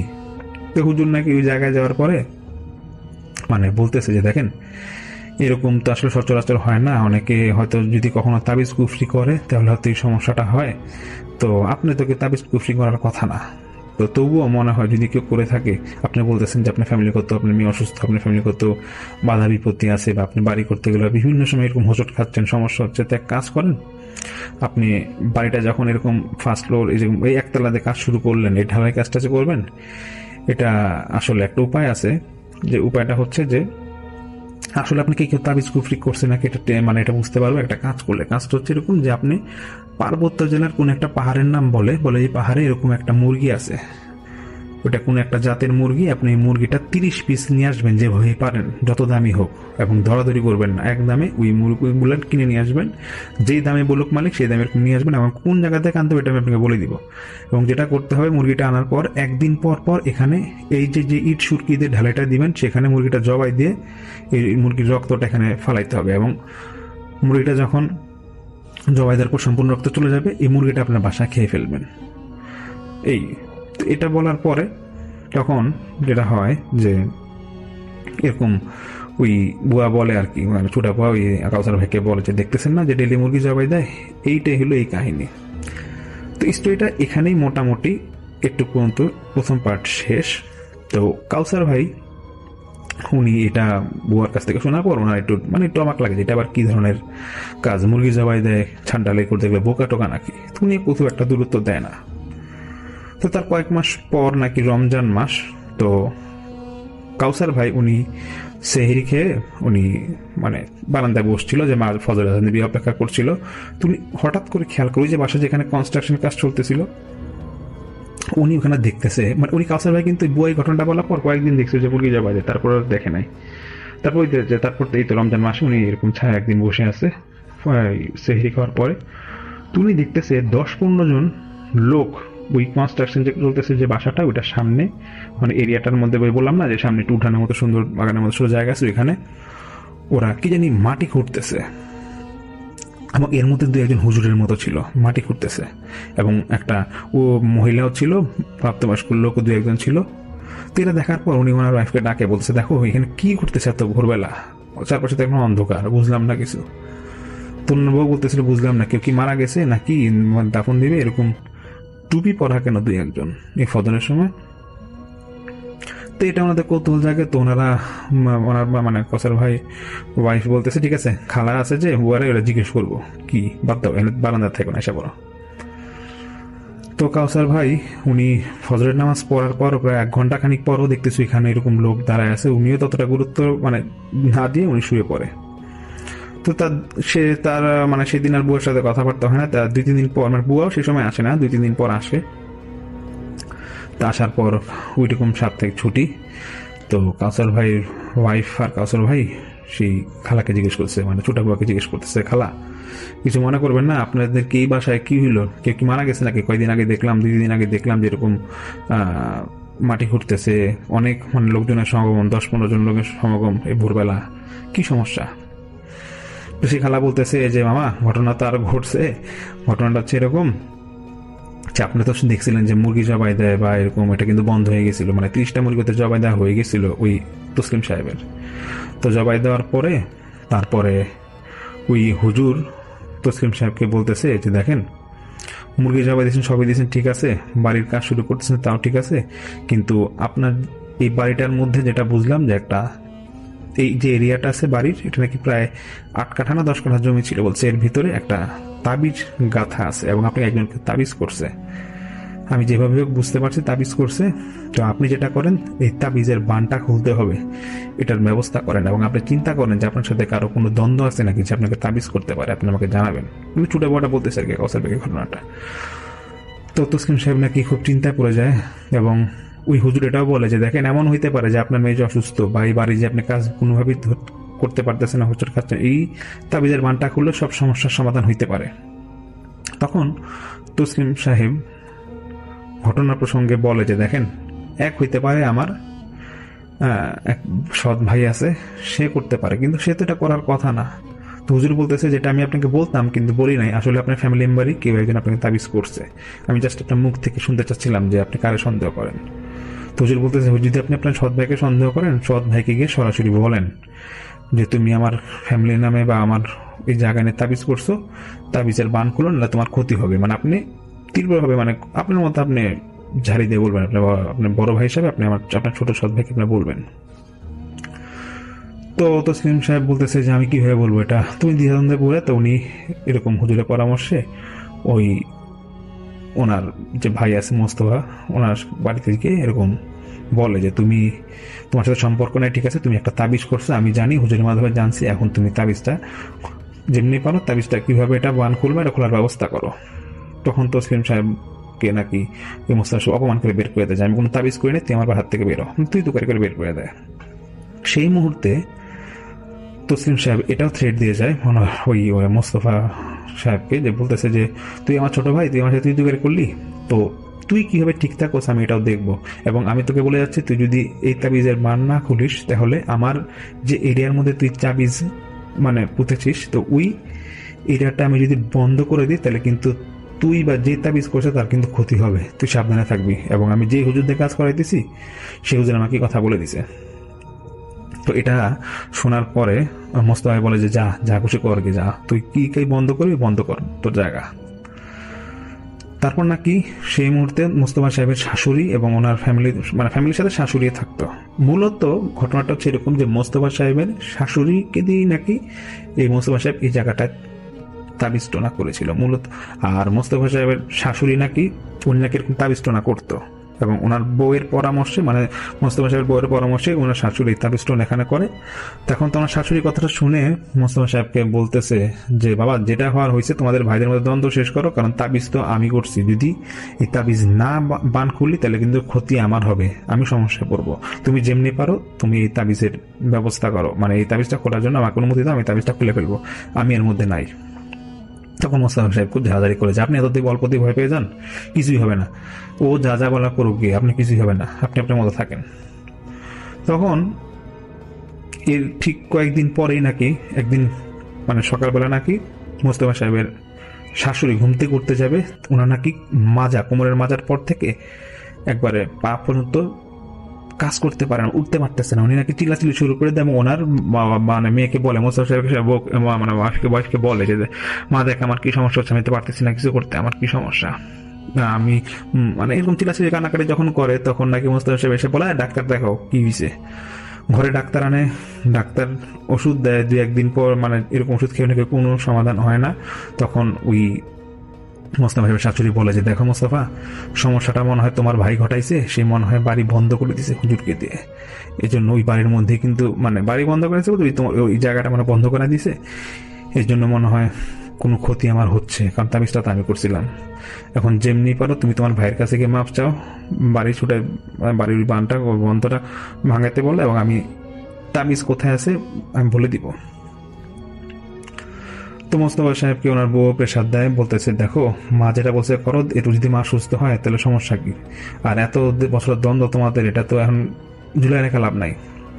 এদিকে তসলিম সাহেব যেটা করছিল হুজুরকে দিয়ে, হুজুর যে এই বাড়িটা বন্ধ করে দিছে, হুজুর নাকি তসলিম সাহেবকে বলছিল যে দেখেন এই এরিয়ার মধ্যে কোন একটা জায়গায় তাবিজটা যেহেতু আছে, এটা দ্রুত খোলার ব্যবস্থা করেন, কারণ এটা যদি বেশি বড় শিকড় হয়ে যায়, কারণ বাসা যখন বন্ধ করা, এক জায়গাটা যখন বন্ধ করা হয়েছে, আমি যে বন্ধ করছি, এখন কিন্তু তাবিজের মধ্যে শিকড় গজাবে, শিকড় গজার একটা সাইজ আছে, যদি বেশি বড় হয়ে যায় তাহলে কিন্তু মারাত্মক ক্ষতি হবে, যারই হোক, আপনার ফ্যামিলির হোক বা আপনার ভাইয়ের ফ্যামিলির ক্ষতি হবে। তো যাই হোক, এখন তার 2-1 দিন পরে নাকি ওই মোস্তফা সাহেব ওনার শাশুড়ির কথা শোনার পর ওই তসলিম সাহেবের কাছে গিয়ে বলে যে হ্যাঁ তাবিজটা এরকম করছিলাম, তো তাবিজটা কোথায় আছে তোমারে বলবো। তো ওনার শাশুড়ি নাকি মোস্তফা সাহেবকে বলে দিয়েছিল যে দেখবো একটা আম গাছ আছে, আম গাছের ঠিক বাম পাশে একটা জায়গা আছে, এখানে 3 হাত নিচে এই তাবিজটা আমি যেভাবেই হোক, কোনো জিন হোক বা যেটা হোক, এটা দিয়ে আমি তাবিজটা পুঁতে রাখছিলাম সেই তোমাদের সেই দ্বন্দ্বের পর থেকে। তো এখন পরে ওই বুয়া বলতেছে, মানে ছোট ভাই কাউসার ভাইকে বলে যে আপনি যে দেখলেন মামা, যে কয়েকদিন আগে, যে 2-3 দিন আগে যে 10-15 জন এখানে ছিল, ওরা এটা তাবিজটা তুলতে আসছিল ভোরবেলা, ওদের নিয়ম নাকি ছিল যে তাবিজটা ভোরবেলা তুলতে হবে। আর যে টুপি পরা 2-1জনকে দেখছেন এগুলা হুজুর ছিল এবং মাদ্রাসার কিছু ছাত্র ছিল, ওদেরকে তোলাইছে, এবং এটা তোলাতে অনেক কষ্ট হয়েছে। এবং হুজুর তোলার পর বলছিল যে শিকড়টা এতই বড় হয়েছিল, যদি 10-15 দিন সময় বেশি লাগতো তাহলে নাকি মোস্তফা সাহেবের শাশুড়িরও ক্ষতি হইতো, এদিক দিয়ে ওই তসলিম সাহেবের মেয়েও নাকি এমন হইতো যে মারাও যেতে পারতো। তারপর যাই হোক, ওই শিকড় বা তাবিজ যেটাই হোক এটা তো তুলেই ফেলে, এবং 2 ভাইয়ের মধ্যে নাকি হুজুর পরে বলে যে দেখেন বাঁচবেন বা কয়দিন, মানে মিংমিশ করে দেয় ওই হুজুর ওই 2 ভাই তসলিম সাহেব এবং মোস্তফা সাহেবের মধ্যে। এবং অবাক করা বিষয় হচ্ছে এটা, ওই বুয়া বলে যে এই তাবিজটা যেদিন ছুটানো হয় তারপরের থেকে নাকি অল্প অল্প কথা বলা শুরু করছে ওনার ওই তসলিম সাহেবের মেয়ে, যে আগে থেকে বাক প্রতিবন্ধী বা অসুস্থ হয়ে গেছিল, এবং ওনার শাশুড়িও নাকি যে মাজার যে সমস্যা ছিল নাকি আস্তে আস্তে ঠিক হচ্ছে। তো কাউসার ভাই এই ঘটনাটা শুনে আমাকে বলে যে ভাই আমি তো এরকম ছিলাম আরো 3-4 মাস। তো যখন আমি ওই এরিয়া 3-4 মাস বা বাইরে 3-4 মাস ছিলাম, তখন আমি ওই বুয়ার কাছ থেকেই শুনি যে মেয়েটা নাকি পরে সম্পূর্ণ সুস্থ হয়ে গেছিল, মানে তসলিম সাহেবের মেয়েটা নাকি সম্পূর্ণ সুস্থ হয়ে গেছিল, এবং ওই মোস্তফা সাহেবের শাশুড়ি নাকি সুস্থ হয়ে গেছিল। তো কাউসার ভাইটা আমাকে বলে যে ভাই ব্ল্যাক ম্যাজিক বা তাবিজ কুফরি কি, আমি ওইটা দেখেই বুঝছিলাম, আর আমি বুঝলাম না যে একটা ব্ল্যাক ম্যাজিক কতটা খারাপ হইতে পারে। তো এটাই উনি আমাকে বলে। থ্যাংক ইউ সো মাচ আপনার ঘটনার জন্য, আপনাকে অনেক ধন্যবাদ। এবং আমরা চলে যাব আমাদের পরবর্তী অতিথির কাছে। আশা করছি যে তার যে শোনানো ঘটনাটা, সেই ঘটনাটা আপনাদের ভালো লাগবে। ফরিদপুর জেলার এক প্রত্যন্ত গ্রামে একসময় হুজুরের বাড়ি নামে একটি পুরনো বাড়ি ছিল। বাড়িটা একসময় একজন ধর্মভীরু আলেমের ছিল, যার নাম আব্দুল মজিদ। তিনি মানুষকে নামাজ, কোরআন ও তাওহীদ শেখাতেন। তিনি মৃত্যুর পর থেকেই বাড়িটা হয়ে যায় একটা রহস্যময় স্থান। মানুষ বলে হুজুরের কবরটা বাড়ির পিছনের বাঁশবাগানে আছে, আর রাত হলে সেখানে একটা বড় কালো ছায়া ঘুরে বেড়ায়। সেখানে দরজায় কড়া নাড়ে, কখনো নামাজের আজানের মতো আওয়াজ তোলে, আবার কখনো মসজিদের মাইকে কেউ পড়ছে এমন আওয়াজ শোনা যায়। কিন্তু গ্রামের মসজিদের মাইক তখন বন্ধ থাকে। তারপরেও আসলে সেই রকম শব্দগুলো শুনে তারা অনেকটাই বিস্মিত হয়ে যায়। একবার গ্রামে 3 যুবক রাশেদ, সোহেল আর জামিল মজা করার সিদ্ধান্ত নেয়। তারা মনে মনে সিদ্ধান্ত নেয় যে ওই হুজুরের বাড়িতেই তারা একদিনের রাত কাটাবে। তো যেই কথা সেই কাজ। তারা রাতের বেলায় মশাল, লন্ডন আর কিছু শুকনা খাবার নিয়ে সন্ধ্যার দিকেই রওনা করে দিল। বাড়িটা ছিল প্রায় ভেঙে পড়ার মতো। ছাদের টিন ছিদ্র, ঘরের ভিতর বাদুর আর মাকড়সার জাল। রাশেদ মজা করে বলল, এই বাড়িতে যদি ভূত থাকে তাহলে আজই দেখা হবে। সোহেল হেসে বলল, ভূত না থাকলে তো হুজুর দোয়া শুনতে পাবি না রে। কিন্তু রাত 12টার পর থেকে বাতাস একদম নিস্তব্ধ হয়ে গেল। কুকুরের ডাকটাও একদম থেমে গেল। পোকামাকড় আওয়াজ আর নেই। রহিম মনে মনে ভাবলো যে আসলে আমাদের ভালোই হলো, এত তাড়াতাড়ি সব কিছু শেষ করে ফেলছি, এখন আজকে একটা সুন্দর ঘুম দেওয়া যাক। কিন্তু হঠাৎ করেই ঘরের ভিতর থেকে আজানের শব্দ ভেসে এলো, কিন্তু শব্দটা ছিল অনেক কাপা গলায়, যেন কেউ কান্নার সুরে পড়ছে, আল্লাহু আকবার, আল্লাহু আকবার। 3 জন একে অপরের দিকে তাকালো, কিন্তু কিছুই বলতে পারলো না। রাশেদ ধীরে ধীরে লন্ডন নিয়ে ঘরের ভিতরে ঢুকলো। ঘরটা ছিল একদম ফাঁকা, কিন্তু দেওয়ালে একটা বড় ছায়া নড়ছে, অথচ সেখানে কেউ নেই। ছায়াটা হঠাৎ করে দেয়াল থেকে বিচ্ছিন্ন হয়ে তাদের সামনে এসে দাঁড়ালো একটা হুমায়ুন। একটা ভারী গলা থেকে আওয়াজ এলো, কে সাহস করলো এখানে আসতে? 3 জনে ভয়ে কাঁপতে শুরু করলো। জামিল টাকায় ডলায় বলল, আমরা শুধু দেখতে এসেছি হুজুরের বাড়িটা কেমন। তখন ছায়াটা ধীরে ধীরে আকারে আকৃতি হতে শুরু করলো। সাদা পাঞ্জাবি, টুপি, কিন্তু মুখ দেখা যাচ্ছে না। শুধু চোখ দুটো লাল আগুনের মতো জ্বলছে। এবং সে বলল, এই বাড়ি আমার, নামাজের জায়গায় হাসি তামাশা করছো, এখন যাও, কবরের পিছনে তাকাও। 3 জন দৌড়ে বাহিরে বেরোলো, কিন্তু দেখলো বাহিরে পুরো এলাকাটা অন্ধকার হয়ে গেছে, চারদিকে কুয়াশায় ঢেকে গেছে। হঠাৎ করে পিছন থেকে কেউ যেন কানে ফিস ফিস করে বলল, নামাজ পড়ো, না হলে এখানেই থাকবে চিরকাল। পরদিন ভোরে গ্রামবাসী দেখলো 3 জনেই বাড়ির সামনে অচেতন অবস্থায় পড়ে আছে। তার চোখ লাল, কাঠ ও শুকিয়ে গেছে। যখন জ্ঞান ফিরল তখন তারা শুধু বলল, আমরা আর কখনো হুজুর বাড়িতে যাব না। তারপর থেকেই আর সেখানে শোনা যায় আরো অনেক ভয়ঙ্কর ভয়ঙ্কর কিছু শব্দ, এই শব্দগুলো কিন্তু দুনিয়ার বা মানুষের দ্বারা সৃষ্টি করা যাবে এমন কোনো শব্দ নয়। কারণ তুমি তো জানো যে আমার বড় কিন্তু ইঞ্জিনিয়ার। তো সব কিছু মিলে কিন্তু সেই পরিবেশটা অনেক ভয়ঙ্কর একটা অবস্থা ছিল। যদিও বাংলাদেশ জিততে পারেনি, তারপরও বাংলাদেশের যে যারা আছে তারা কিন্তু মানে মনে হচ্ছে ভালোভাবে জিনিসটা দেখলেই সব কিছু ঠিকঠাক হয়ে যাবে। তো তারপর আসলে ওই যুবক এবং আর কিছুজন মিলে থানার মধ্যে একটা চিঠি করে দিয়ে আসে যেন খুব তাড়াতাড়ি সেই জঙ্গলটা পরিষ্কার করে দেওয়া হয়। আর জঙ্গলটা পরিষ্কার করে দিলে সেখানে আর কোনো রকমের সমস্যা হবে না বলে তিনি কিন্তু জানিয়েছেন। তো তারপর আসলে এমন একটা তারপর থেকে কেউ আর সেখানে কিন্তু একদম ভিডিও বানায় না। তো সব মিলিয়ে কিন্তু ইন্টারেস্টিং ফিলটা এবং গ্রামের যে বোর্ড টেবিলটা এটাও কিন্তু অনেক ভালো লেগেছে। তো সব কিছু মিলে আসলে এই যে আমাদের যেই আয়োজনটা করার কথা ছিল সেই আয়োজনটা কিন্তু পাবলিক হয়ে যাবে, খুব তাড়াতাড়ি পাবলিক হয়ে যাবে। আপনারা কিন্তু চোখ রাখুন, আজকে না হলে কালকে সকালেই আপনারা কিন্তু চোখ রাখুন। আমি সব কিছু ঠিকঠাক করেই কিন্তু এখান থেকে রওনা দেবো এমন কথা বলে বিদ্যাগান একদম চলে গেল। আর ওখানে রশিদ খানের যে বাচ্চাটা ছিল সে বাচ্চা কয়টা এখন সব কিছু ঠিকঠাকই আছে। এখন যেটা করব সেটা হচ্ছে সরাসরি চলে যাব আরো একটি ঘটনায়, এবং এই মুহূর্তে আমার সঙ্গে আছেন আপনাদের অত্যন্ত পছন্দের একজন মানুষ, যিনি হচ্ছেন আফনান ভাই। তাকে আমি বলেছিলাম এবং তিনি একটা ঘটনা পাঠিয়েও দিয়েছেন। তার সেই ঘটনাটি আমি এখন আপনাদের জন্য প্লে করছি। আশা করছি আপনাদের সবার ভালো লাগবে। চলুন শুনে আসি আফনান ভাইয়ের ঘটনাটি। এখন যে ঘটনাটি আমি আপনাদেরকে বলবো, এই ঘটনাটির সময়কাল 2005 সাল।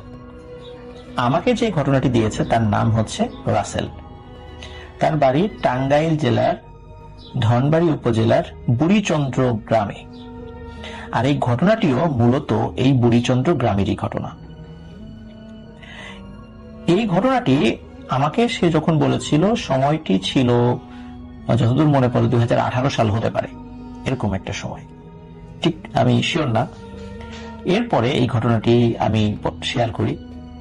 এই ঘটনাটি অনেকেই আবারও শুনতে চেয়েছেন, যার কারণে ঘটনাটি আবার রেকর্ড করে আপনাদের উদ্দেশ্যে আপলোড করলাম।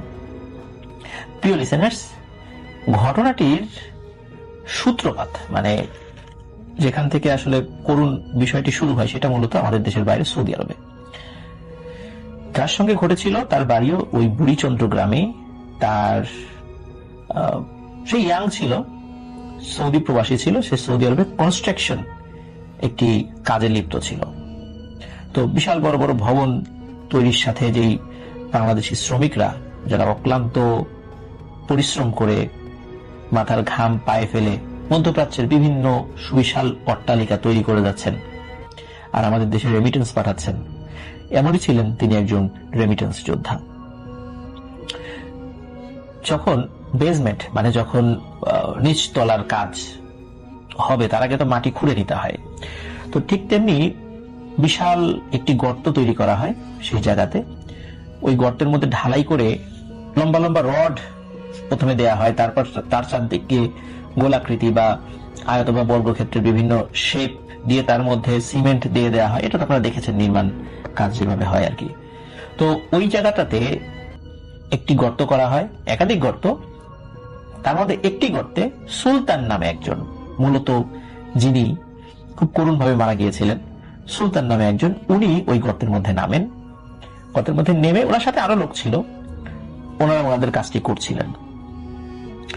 তো কাজ করতে করতে ওনারা মোটামুটি কাজের মধ্যেই লিপ্ত ছিলেন না, কোনো কনসেন্ট্রেশন অন্যদিকে আসলে ছিল না।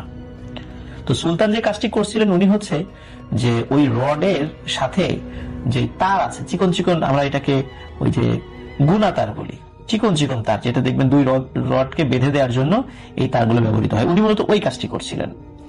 সেফটি যে সমস্ত ইকুইপমেন্ট তার থাকার দরকার ছিল সেগুলো তার কাছে ছিল, মাথায় হেলমেটও ছিল, স্বাভাবিকভাবে প্রতিদিনের মতো তিনি কাজ করছিলেন। এর মধ্যে কি হয়, উপর থেকে একটি মাঝারি সাইজের পাথর, সেটার ওজন প্রায় 20 কেজির মতো হবে এমন একটি পাথর, এরকম একটি পাথর কিভাবে যেন গড়িয়ে ওই গর্তের মধ্যে পড়ে যায়। আর এই পাথরটি সরাসরি ওনার মাথায় এসে পড়ে। নির্মাণ কাজের সাথে যারা জড়িত থাকে তারা যে হেলমেট গুলো পরে, এই হেলমেট গুলো কিন্তু পাতলা প্লাস্টিকের হয়, আপনারা কিন্তু সেটা দেখেছেন। বিভিন্ন জন, যেমন মেট্রো রেল থেকে শুরু করে বিভিন্ন জায়গায় যে সমস্ত সরকারি প্রজেক্ট গুলো বা বেসরকারি প্রজেক্ট গুলো হচ্ছে, অবকাঠামো প্রজেক্ট, সেখানে দেখবেন যে হেলমেট গুলো, এই হেলমেট কিন্তু আসলে খুব বেশি লোড নিতে পারে না, খুব যে বেশি বড় আঘাত এগুলো কিন্তু সহ্য করতে পারে না। এই পাথরটি সরাসরি এসে সুলতানের মাথার উপর পড়েছিল। আশেপাশে তেমন কোনো পাথর ছিল না, থাকলেও বেশ দূরে। ওটা যে কিভাবে ওখানে এসে পড়লো গর্তের মধ্যে, এটিও সবাই ভেবেছিল যে কিভাবে এটা এখানে আসলো। হতে পারে ওই গর্তের ওই পাথরের কোন কিনারায় কোন গাড়ির টায়ার হঠাৎ করে পড়েছিল, মানে গাড়ি চলাচল পড়েছিল, হয়তো বা সেখানে অনেক সময় এইভাবে পড়লে পাথর ছিটকে চলে যায়। এছাড়া এত দূর থেকে ওই পাথর ওই গর্তের মধ্যে পড়ার কথা নয়। যাই হোক, যে কোনো কারণে হতে পারে, প্যারানরমাল কোনো কারণেও হতে পারে, এটা নিশ্চিত না, আসলে এটা এভাবে বলা যায় না যেটা প্যারানরমাল কারণে দূর থেকে এসে পাথর পড়েছে। এই পাথরটি সুলতানের মাথায় এসে পড়ে, আর মাথায় পড়ার সাথে সাথে তার হেলমেট তো ভেঙে যায়, তার মাথাটা এমন ভাবে থেতলে যায় যে সেটা আসলে দেখার মতো নয়। পাথরটি সুলতানের মাথায় পড়ার পরে ছিটকে আরেকটা জায়গায় পড়ে, সেখানে আরো একজন আহত হলেও সেই আঘাতটা তেমন গুরুতর ছিল না, কিন্তু মূলত ওই আঘাতে সুলতানের স্পট ডেথ হয়ে যায়, মারা যান সুলতান। তার কিছুটা ভিসা জটিলতা ছিল, উনি হয়তোবা যখন সৌদি আরবে এসেছিলেন তার ভিসাগত কোনো জটিলতা হয়তোবা ছিল, যার কারণে ওনার লাশ দেশে আসতে বা দেশে নিয়ে আসতে প্রায় 3 মাস সময় লেগেছিল। বিভিন্ন আমলাতান্ত্রিক জটিলতা, বিভিন্ন কাগজপত্রের জটিলতা, এই সমস্ত জটিলতায় আটকে ছিল ওনার লাশ সৌদি আরবে 3 মাস। 3 মাস পর ওনার ডেড বডি বাংলাদেশে আসে। ওনার লাশটা একদম কফিনে ফিক্সড করে, মানে ওইখান থেকে গোসল করে কাফন পরিয়ে একদম মানে কফিনটা টাইট করে লাগিয়ে দেওয়া হয়েছিল। বলা হয়েছিল এই কফিনটা যেন না খোলা হয়, একবারই যেন কবর দিয়ে দেওয়া হয়। তার লাশটা আসলে খুব মানে বিভৎস হয়ে গিয়েছিল। এই 3 মাস ফ্রিজিং করে রাখা হয়েছিল লাশ, আর কফিনের মধ্যেও কিন্তু ওই বরফ দিয়ে একটা নির্দিষ্ট প্রক্রিয়া ফ্রিজিং করে রাখা হয়, সেটা একটা নির্দিষ্ট সময় পর্যন্ত থাকে, কিন্তু কফিন খুললে সেটা আর ওই ঠান্ডা অবস্থায় থাকে না। যাই হোক, বাংলাদেশে লাশ আসার পরে সেটা শাহজালাল ইন্টারন্যাশনাল এয়ারপোর্টে আসে, পরে সেখান থেকে যে সরকারি প্রসিডিউর সেগুলা শেষ করে অ্যাম্বুলেন্সে করে এই ডেড বডি বুড়িচন্দ্র গ্রামে নিয়ে আসা হয়। এখন বুড়িচন্দ্র গ্রামে নিয়ে আসার পর সবাই তো জানাজা দেওয়ার জন্য রেডি, কবরও খুঁড়ে রাখা হয়েছে। কবর খুঁড়ে রাখা হয়েছে সুলতানদের বাড়ি থেকে একটু পাশেই আর কি একটা গোরস্থান রয়েছে। সুলতানদের বাড়ি থেকে একটু দূরে একটা মসজিদ, এর মসজিদের মধ্যবর্তী জায়গা হলো গোরস্থান। নামাজ পড়তে গেলে ওই গোরস্থান পার হয়ে যেতে হয়। ঠিক এমন একটি গোরস্থানে সুলতানের কবর খুঁড়ে রাখা হয় এবং ডেড বডি আসার পরে জানাজা পড়ানো হয়। কিন্তু সমস্যা দেখা দিল যে আত্মীয় স্বজনের অনেকেই সুলতানের ডেড বডি শেষ দেখা দেখতে চাচ্ছে। শুরুতেই বলা হয়েছে তার মাথা কিন্তু খুব মানে বিভৎস ভাবে থেতলে গিয়েছিল, এই জন্য এই দৃশ্য আসলে সবার পক্ষে দেখার মতো উপযোগী ছিল না।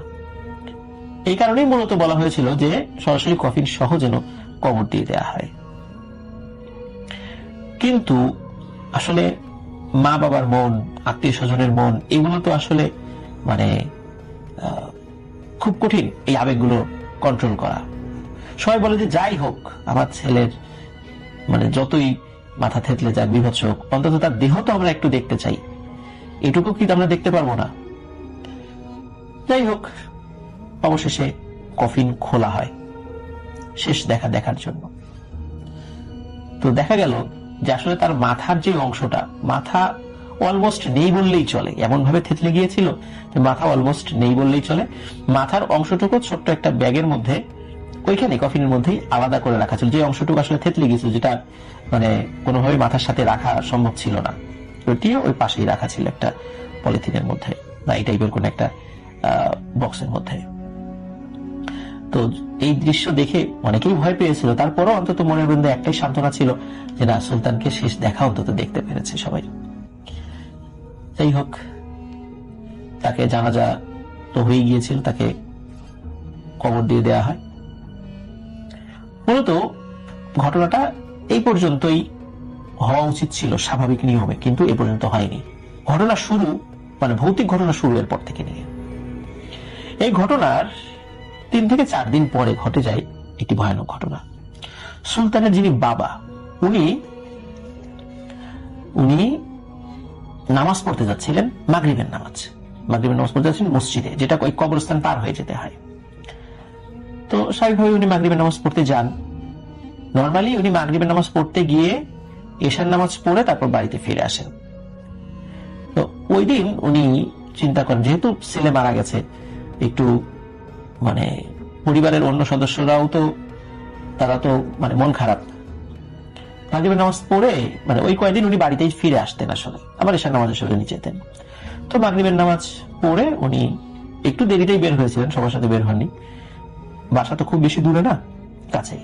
তো উনি বাড়ির দিকে যাত্রা শুরু করেন। উনি যখন কবরস্থানটা পার হয়ে একটা ছোট্ট বাঁশঝাড়ের মতো আছে, ওইখানে যখন এসেছে, তখনই ওই বাঁশঝাড়ের ভিতর থেকে কে যেন ওনাকে ঢিল মারছে। উনি চিন্তা করেন, কি ব্যাপার, আমাকে ঢিল মারে কে? উনি প্রথমে মনে করেছেন হয়তোবা উপর থেকে কোনো কিছু, অনেক সময় ছোট ছোট ওই গাছের কোন একটা অংশ, কাঠের কোন একটা অংশ, এটা গায়ে পড়েছে কিনা। পরে দেখলেন না, উপর থেকে এটা পাশ থেকে আসছে, বাঁশের মধ্যে থেকে কেউ ঢিল মারছে, 1টা 2টা 3টা এরকম করে ঢিল মারছে, ছোট ছোট ঢিল। তুমি তখন বলে ওঠে, এই কে ঢিল মারে কে? কোনো সারা শব্দ নেই। আবারও ঢিল মারে। তখন আবারও বলে যায়, কে রে বেয়াদব কোথাকার, ঢিল মারছো, আমি একটা মুরব্বী মানুষ। এইভাবে কথা বলছে। তখন ওই বাঁশের মধ্য থেকে একটা লম্বা অবয়ব বের হয়ে আসে, সাদা কাপড়ের মতো কিছু একটা পরা, জুব্বা না আবার পাঞ্জাবি না, মানে কি পরা এটা উনি আসলে বুঝতে পারেননি।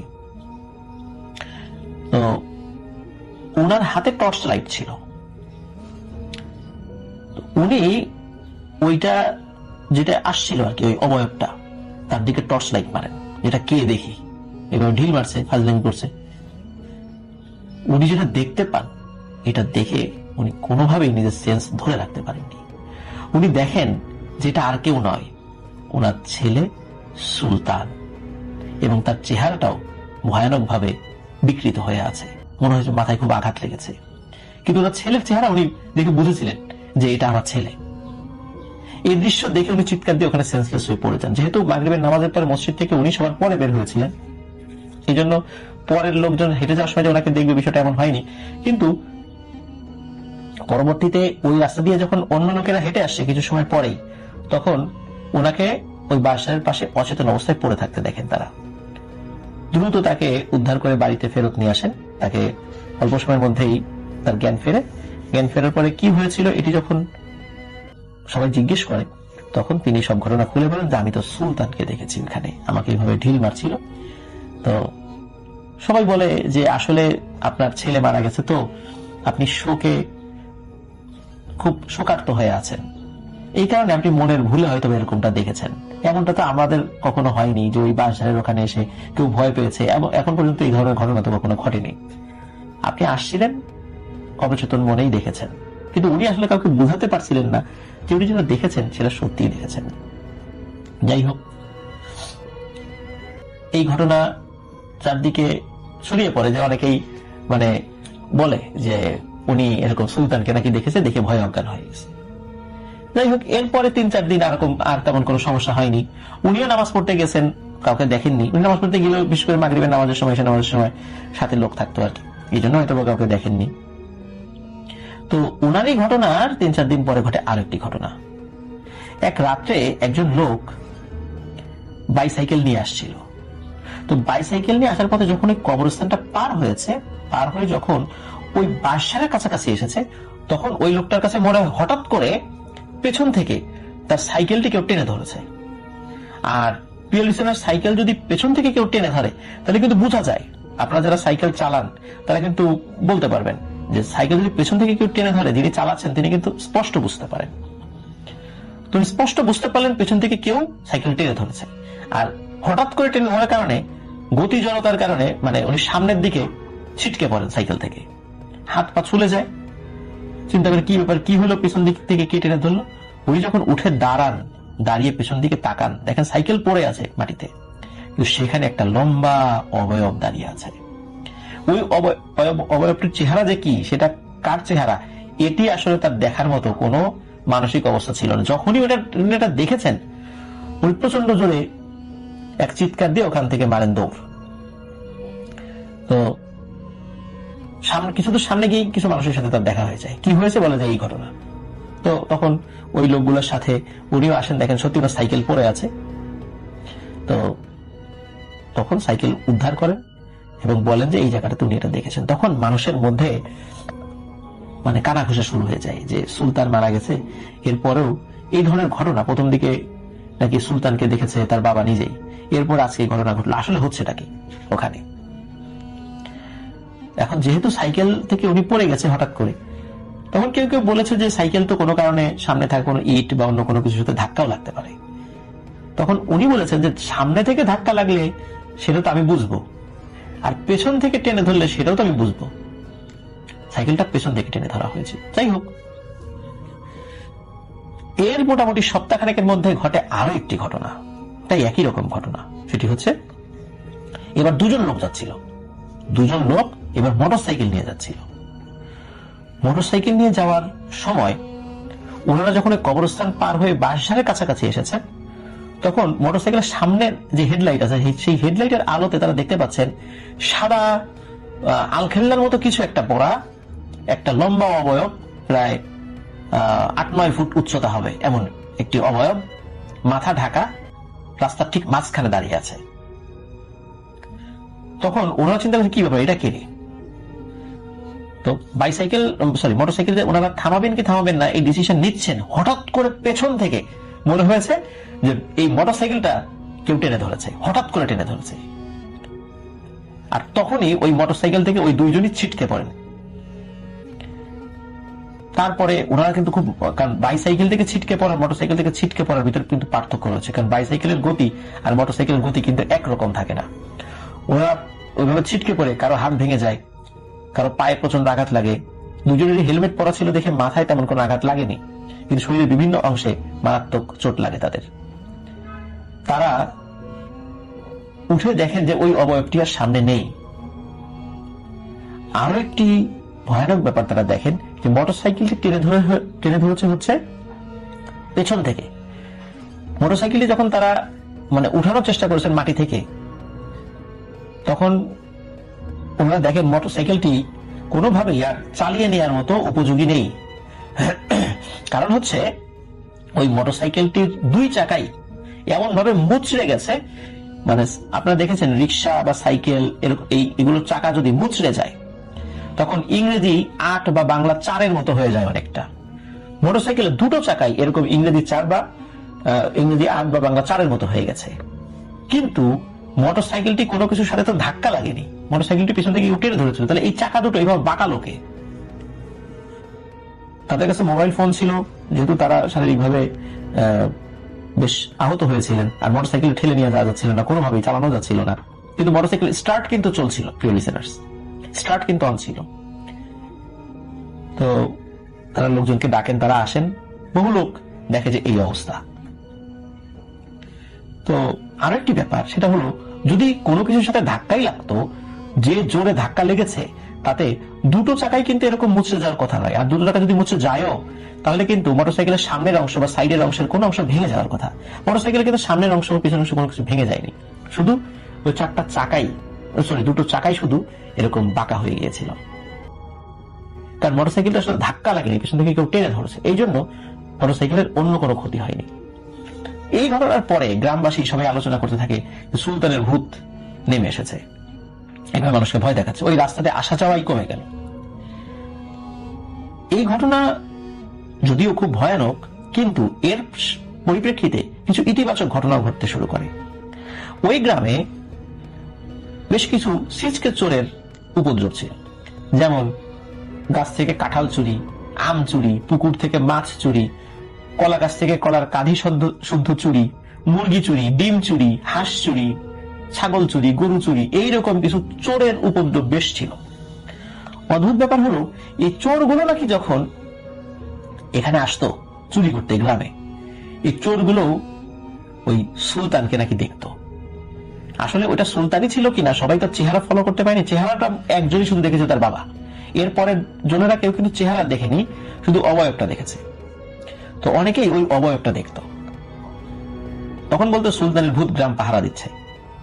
আসলে সেটা সুলতানের ভূত নয়, কারণ হলো মানুষ মারা যাওয়ার পরে কিন্তু আর ফেরত আসতে পারে না, প্রিয় লিসেনার্স, এটা আমরা সকলেই জানি। জিনেরা এসে এই কাজগুলো করে থাকে। তো যাই হোক, এই ছিচকে চুরিগুলো বন্ধ হয়ে যায়। এখন গ্রামের লোকজন চিন্তা করে যে আসলে এই ধরনের ভয়ের ঘটনা যেন আর না ঘটে, তো এই জন্য তো আমাদেরকে কিছু করতে হবে। তখন বেশ কিছু আলেমের সাথে পরামর্শ করেন। তখন তারা বলেন তার নামে বা তার পক্ষ থেকে তার পরিবারের সদস্যরা যেন বেশি বেশি করে দান সদকা করে দেন, এবং একটি গায়েবানা জানাজা আবারও যেন পড়া হয়। সত্যি তাই, ওনার পক্ষ থেকে ওনার পরিবারের সদস্যরা ওনার রুহের মাগফিরাতের জন্য দান সদকা করেন। আর একবার গায়েবানা জানাজা পড়ানো হয় এবং দোয়ার তার জন্য বেশি বেশি করে দোয়া করা হয়। এরপরে ওই অবয়বটিকে আর কখনোই দেখা যায়নি। থ্যাংক ইউ সো মাচ আপনার ঘটনার জন্য, আপনাকে অনেক ধন্যবাদ। এবং আমি এখন যেটা করব সেটা হচ্ছে চলে যাব সরাসরি আমাদের পরবর্তী যে অতিথি আছেন তার কাছে। আসসালামু আলাইকুম রাসেল ভাই, আমি মোহাম্মদ সিয়াম হোসেন নিশা, বগুড়ার বৃন্দাবন পাড়া থেকে বলছি। আমার ফার্স্ট স্টোরি শেয়ার করার জন্য আপনাকে মেনি মেনি থ্যাঙ্কস। আজকে আমি যে স্টোরি শেয়ার করব সেটা আমার মূলত আম্মুর কাছে থেকে শোনা আমাদের গ্রামের একটি কাহিনী। এখনো বলতে গেলে আমাদের গ্রামের প্রায় যারা বৃদ্ধ বা বয়স্ক লোক আছে তারা সবাই মোটামুটি জানে ঘটনাটি। তো আমাদের যে গ্রাম সেটা বগুড়া সোনাতলা থানার হাট করমজা হাটের আশেপাশে একটি গ্রাম, কারণবশত আমি গ্রামের নাম উল্লেখ করছি না। তো এই গ্রামের যে ব্যক্তিটাকে নিয়ে কাহিনী, তার নাম আমি রহিম ধরলাম। তার নাম আসলে উল্লেখ করাও মানা আছে, কারণ তিনি এখনো জীবিত। আর আমার মায়ের কাছে থেকে শোনার পর আমি নিজে যে এটার সত্যতা যাচাই করছি যে আসলে এটা কতটা সত্যি। তো সত্যি বলতে রাসেল ভাই, আমি নিজে বিশ্বাস করতে বাধ্য হয়েছি। এর কারণ কি, আমি গল্পের শেষে আপনারা সবাই এমনি বুঝতে পারবেন যে আসলে এটা কতটা কেন সত্যি বলতেছি এত আমি। তো আমরা মোটামুটি সবাই জানি যে 1988 সালে আমাদের উত্তরবঙ্গের দিকে বা পুরো বাংলাদেশে একটা বড় রকমের বন্যা হয়ে যায়, যেটা এখনো যদি কোনো মানুষদের যারা ওই সময় ছিল তাদের যদি বলা হয়, তখন তাদের যদি 88 বন্যার কথা বলা হয় তখন তারা বুঝতে পারে যে আসলে কোন সময়ের কথা বলতেছি। তো আমি ওই টাইমেরই একটা ঘটনা আজকে আপনাদের সঙ্গে শেয়ার করব। তো আমাদের ওই সময় গ্রামটাতে মোটামুটি বলতে গেলে প্রায় সমস্ত বাড়ি বেশিরভাগ বাড়ি ঘরই পানির নিচে তলিয়ে গেছিল। একমাত্র মনে করেন কিছু কিছু উঠান বাদে, উঁচু উঁচু উঠান বাদে সব জায়গায় একদম পানির নিচে তলিয়ে গেছে, ঘর বাড়ি সবকিছু।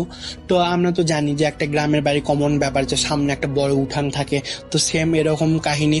তো তেমনি আমার নানু বাড়ি তলিয়ে পানির নিচে ডুবে যাওয়ার পরও কিন্তু আমাদের নানু বাড়ির সামনে উঠোনটা উঁচু থাকার কারণে ওখানে অনেকজন আসে যাদের পানিতে বাড়ি তলায় গেছে, তারা ওখানে এসে তাঁবু বানায় থাকা শুরু করছিল।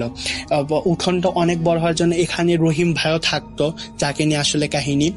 তো রহিম ভাই দিন মজুর ছিলেন, অর্থাৎ দিন এনে দিন খেতেন। তো তার ওই সময় অনেক খাদ্যাভাবের সমস্যা, এরকম একটা সমস্যার মধ্যে পড়ে যাওয়ার কারণে দেখা যেত যে ওই সময় বন্যার জন্য মাছও অনেক পাওয়া যেত। তো মাছ ধরার একটা হিড়িক পড়ে গেছিল। তো রহিম ভাই তার বন্ধুর নাম আমি যদু ধরলাম, যদুকে নিয়ে দুইজন প্রায় রাতেই মাছ ধরতে যেত। এখানে বলা বাহুল্য, আমাদের গ্রামের বিভিন্ন মানে বলতে পারেন অনেক জায়গায় খল আছে, যেটাকে বলা যেতে পারে যে প্যারানর্মাল অ্যাক্টিভিটিস ওখানে বেশি। মানে মানুষজন যদি যায় তখন রাত বা দুপুরে, ভর দুপুরে বলা যেতে পারে, তাহলে কোনো না কোনো কিছুর সম্মুখীন হয়, কোনো একটা প্যারানর্মাল ঘটনা তাদের সঙ্গে হয়ে থাকে।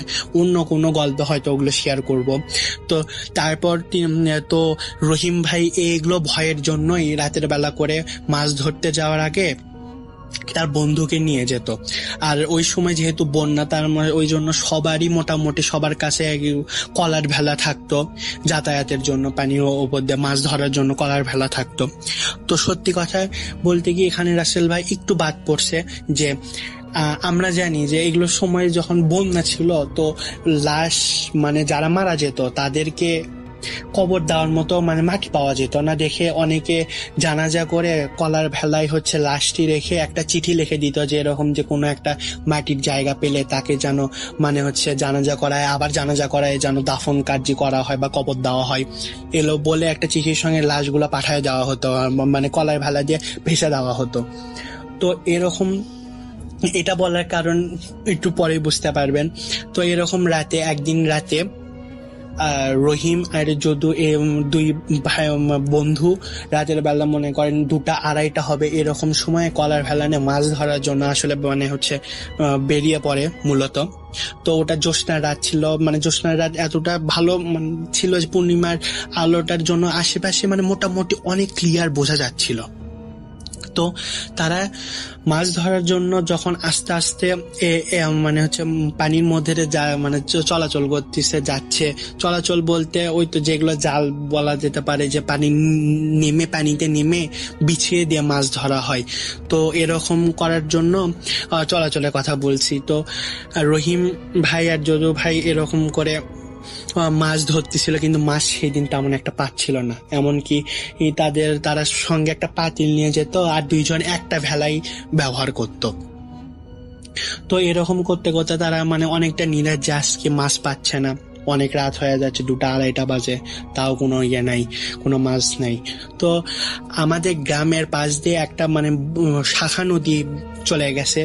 শাখা নদীটা আসলে যমুনা নদীরই শাখা নদী, এই জন্য গ্রামে একটু বন্যার পানি বেশি দিন ধরে ছিল।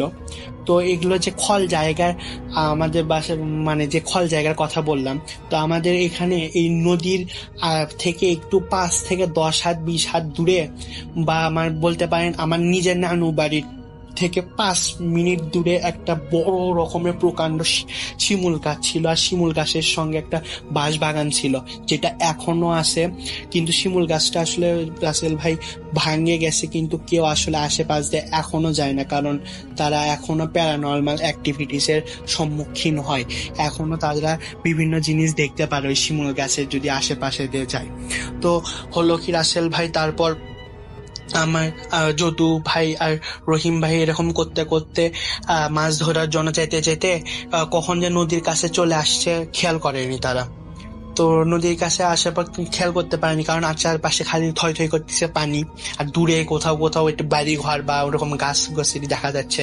তো তারা যখন নদীর একটু কাছে আসে তখন দেখে যে ওরকম, যেহেতু আমি বললাম যে শিমুল গাছটা অনেক প্রকাণ্ড বড় আর অনেক আগেকার, যার কারণে শিমুল গাছটা অবশ্যই পুরোটা তলায় যায়নি পানির নিচে, তো শিমুল গাছটা দেখা যাচ্ছিল। তো রহিম ভাই জাল দিয়ে মাছ যখন জালটা টানতেছিল, হঠাৎ করে যদু ভাইয়ের চোখ শিমুল গাছের ওই দিকে, ওই বাঁশ বাগানের ওই দিকে যাওয়া শুরু করে। তো যেহেতু জ্যোৎস্না রাত ছিল, তো তার কারণে হয়েছিল কি, একটা জ্যোৎস্নার আলোটা একটু পানির ওপরে একটু রিফ্লেক্ট করার জন্য মানে বোঝা যাচ্ছিল যে পানিতে কোনো কিছু নড়লে একটা ঢেউয়ের যে দেখা যায় সেটা কিন্তু বোঝা যায় রাসেল ভাই। তো ওরকম আসলে ঢেউ দেখে অনেক বড় রকমের ঢেউ দেখে ভাবছিল যে, যদু ভাই ভাবলো যে হয়তো ওখানে বড় রকমের কোনো ধরনের মাছ পাওয়া যেতে পারে। তো আসলে তখন তিনি রহিম ভাইকে বলেন, আচ্ছা চল ওই দিকে না হয় যাই, দেখ ওখানে একটু আমি দেখতেছি ঢেউ খেলতেছে, হয়তো বা ওখানে কোনো মাছ বা বড় মাছ আছে, ওখানে একটু যাওয়া উচিত। তো রহিম ভাইয়ের তখনই ওই শিমুল গাছের দিকে দেখতে বলতে পারেন যে একটা গায়ের মধ্যে দিয়ে একটা হিমশীতল রক্ত বয়ে গেল, যে আসলে তো ওই জায়গাটা অতটা ভালো না, কিন্তু পেটের দায়িত্ব বলেন কি করবে। তো তখন অনেক সাহস করে দুইজনে আস্তে আস্তে আগানো শুরু করলো। রহিম ভাই ভাই জাল হাতে নিয়ে আর হচ্ছে যদু ভাই হচ্ছে ভেলা বইতিছে আর সঙ্গে পাতিলটা নিয়ে আসে। তো এরকম করে যেতে যেতে তারা শিমুল গাছটার কাছে যাওয়ার পর তারা হচ্ছে জাল ফেলাই দিল। জাল ফেলে দেওয়ার পর বিশেষ করেন রাসেল ভাই মুহূর্তের মধ্যে অনেকগুলো মাছ তাদের জালে আটকা পড়া শুরু করলো। এমনকি তারা রীতিমতো অনেক খুশি যে যাক আজকে অনেকগুলো মাছ পাইলাম। তো এরকম করতে করতে 2 নাম্বার পার যখন জালটা নামাইছে রহিম ভাই, তারা কিন্তু একদম শিমুল গাছে মোটামুটি কাছে আসা শুরু করেছে, কাছে চলে গেছিল বলতে পারেন। তো রহিম ভাই যখন 2 নাম্বার পার জালটা ফেলানোর পর হঠাৎ করে বড় রকমের ভারী কিছু তার মানে জালে আটকা পড়ে। তো তিনি ভাবে আসলে আচ্ছা কাহিনী কি, এত ভারী কেন লাগতেছে, হয়তো বা কোনো বড় মাছ পড়ছে। তো তিনি মানে হচ্ছে জিনিসটা আইডিয়া করার জন্য তিনি করলেন কি, মানে হচ্ছে ভেলা থেকে নামলেন। তো ওখানে মানে হাঁটু জলের মতো পানি ছিল, হাঁটু জলও বলবো না, মানে হচ্ছে কাঁধ পর্যন্ত পানি ছিল, মানে তিনি মানে ডুবে যাবেন না এরকম অবস্থায় ছিলেন। আর তিনি অবশ্যই দক্ষ সাঁতারু ছিলেন। তো তারপর তিনি যখন ভারী জিনিসটা অনুভব করলেন, তো তিনি আস্তে আস্তে জালটা টানা শুরু করলেন। বিশ্বাস করবেন রাসেল ভাই, এখানে সবচেয়ে মানে কাহিনীটা এখান থেকেই শুরু, যে তিনি যখন জালটা টানলেন, জালটা টেনে আনার পর দেখলেন একসঙ্গে তিনটা লাশ জালটার সঙ্গে একসঙ্গে ভেসে উঠছে। এখানে হচ্ছে একটু মানে অবাক হওয়ার বিষয় যে তার গায়ে কি এতই শক্তি ছিল যে 3টা লাশ একসঙ্গে এরকম একটা নিয়ে আসবে। কিন্তু রাসেল ভাই বিশ্বাস করেন আসলে লাশ 3টা পুরোটা পচানো গলানো অবস্থায় ছিল, অনেক দিন ধরে পানির নিচে ছিল, এটা বোঝা যাচ্ছিল। তো তিনি টেনে আনার পর দেখেন এরকম 3টা লাশ দুর্গন্ধময় সেরকম বিদঘুটে অবস্থা। এটা দেখে রহিম ভাই জাস্ট রীতিমতো অবাক হয়ে যে ভয়েতে থরথর করে কাঁপা শুরু করলো। কাঁপতে কাঁপতে যদু ভাইকে বলল, ভাই এখানে একটা মুহূর্ত থাকা যাবে না। তাই বলে ওখানে জাল রেখে কোনো মতো যদু ভাই খালি মানে বৈঠা দিয়ে ভেলাটাকে ঘুরাই নিয়ে রহিম ভাইকে নিয়ে যাওয়া শুরু করলো। তো রহিম ভাই যাচ্ছিল, যেতে যেতে পিছন দিকে যে তাকায় দেখে যে শিমুল গাছ থেকে এরকম হচ্ছে সাদা অবয়ব, ওই জ্যোৎস্না রাতের মধ্যে মানে তিনি ক্লিয়ারলি দেখতে পাচ্ছিলেন যে একটা সাদা অবয়ব শিমুল গাছ থেকে নামলেন। নামে ওই 3টা লাশের কাছে যেয়ে হঠাৎ করে তিনি চোখের পলক ফেলান মাত্র দেখলেন যে ওটা নিয়ে লাশগুলোকে এরকম ঠেলতে ঠেলতে নিয়ে বাঁশবাগানের দিকে চলে যাচ্ছে। তারপর হঠাৎ করে মানে উধাও হয়ে গেল, চোখের পলকের মধ্যে আবার উধাও। তিনি মানে এতটা ভয় পেয়ে গেলেন যে মানে তিনি কোনো মতো যদু ভাইকে বললেন যে তুই তাড়াতাড়ি বইটা ঠেলা শুরু কর। এরকম করতে করতে অনেক কষ্টে তারা কোনো মতো তা উঠানের কাছে এসে মানে ভেলাটা নামে রহিম ভাই মানে নামে যদু ভাই একসঙ্গে নামার পর রহিম ভাইয়ের হঠাৎ করে খেয়াল হলো যে আচ্ছা পাতিল তো নিয়ে গেছিলাম আমরা, পাতিলটা কই। তো তিনি এতটা মানে আটকে গেছিলেন যে ওই সময় আর ওগুলো কোনো কিছুই ভাবেনি, না ভেবে হচ্ছে কোনো মতো বাসায় যে মানে তার রাত থেকেই 2 জনের ব্যাপক জ্বর। যদু ভাইকেও কোনো কিছু প্রশ্ন করেনি, কোনো কিছু নেই, কোনো প্রশ্ন করেনি। অনেক জ্বর, এত জ্বর হতে হতে 1 দিন 2 দিন 5 দিন চলে যাচ্ছে, জ্বর কমতেছে না। পরে হচ্ছে হুজুর ডাকা হলো, হুজুর এসে হচ্ছে পানি পড়া দিয়ে তাদেরকে ঠিক করলো, জ্বর ভালো হলো।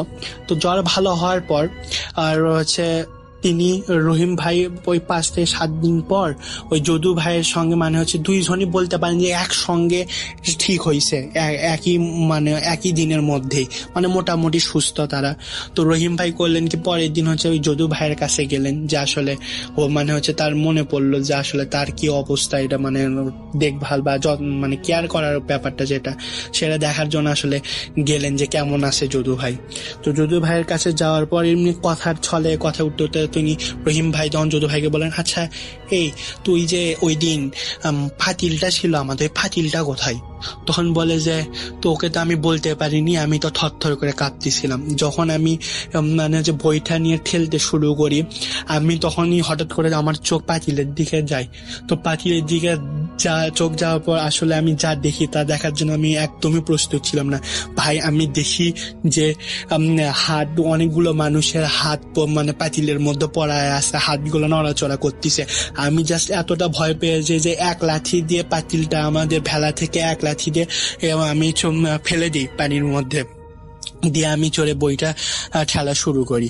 তখন রহিম ভাই বলেন, হ্যাঁ রে, আমি এরকম দেখছি একটা সাদা উবায়ক শিমুল গাছ থেকে নামে এরকম লাশগুলোকে নিয়ে চলে যায়। বললো যে ও তো এগুলো বলার পর, এগুলো শেয়ার করার পর আসলে রাসেল ভাই কাহিনীটা এখানেই শেষ হলে খুবই ভালো হতো, কিন্তু এখান থেকে আবার নতুন প্রবলেম মানে তারা ফেস করা শুরু করে। তো এরকম 8-10 দিন আরো যাওয়ার পর তারা আবার ওই মানে তাদের কাছে থেকে আস্তে আস্তে সবাই একটু গল্পটা শোনা শুরু করে। তো শিমুল গাছের দিকে তেমন আর রাতে কেউ যায় না, বা সন্ধ্যার পর ওই এলাকার দিকে আর কেউ যাওয়া একদমই বন্ধ করে দেয়, মাছ ধরার জন্য কেউ আর যায় না। তো এরকম 8-10 দিন পর এরকম যারা কাহিনীগুলো শুনছে তারা এমনি জাস্ট বলতে গেলে যে কতটুকু সত্যি এটা একটু মানে দেখার জন্য সকালবেলা কি এরকম একটু সে সময়ে তারা হচ্ছে তাদের ভেলা নিয়ে একটু ওই এলাকার দিকে মানে যায়। যাওয়ার পর দেখে যে ওই শিমুল গাছের ওখানে জালটা ওরকমই পড়ে আছে আর সঙ্গে পাতিলটা ওরকমই ভাসতিছে, কিন্তু কারো সাহস হয়নি রাসেল ভাই ওই জিনিসগুলোকে ওখান থেকে নিয়ে আসার। তো আমি যেটা বললাম যে এখানে কাহিনী শেষ হলে ভালো হতো, তা হয়নি।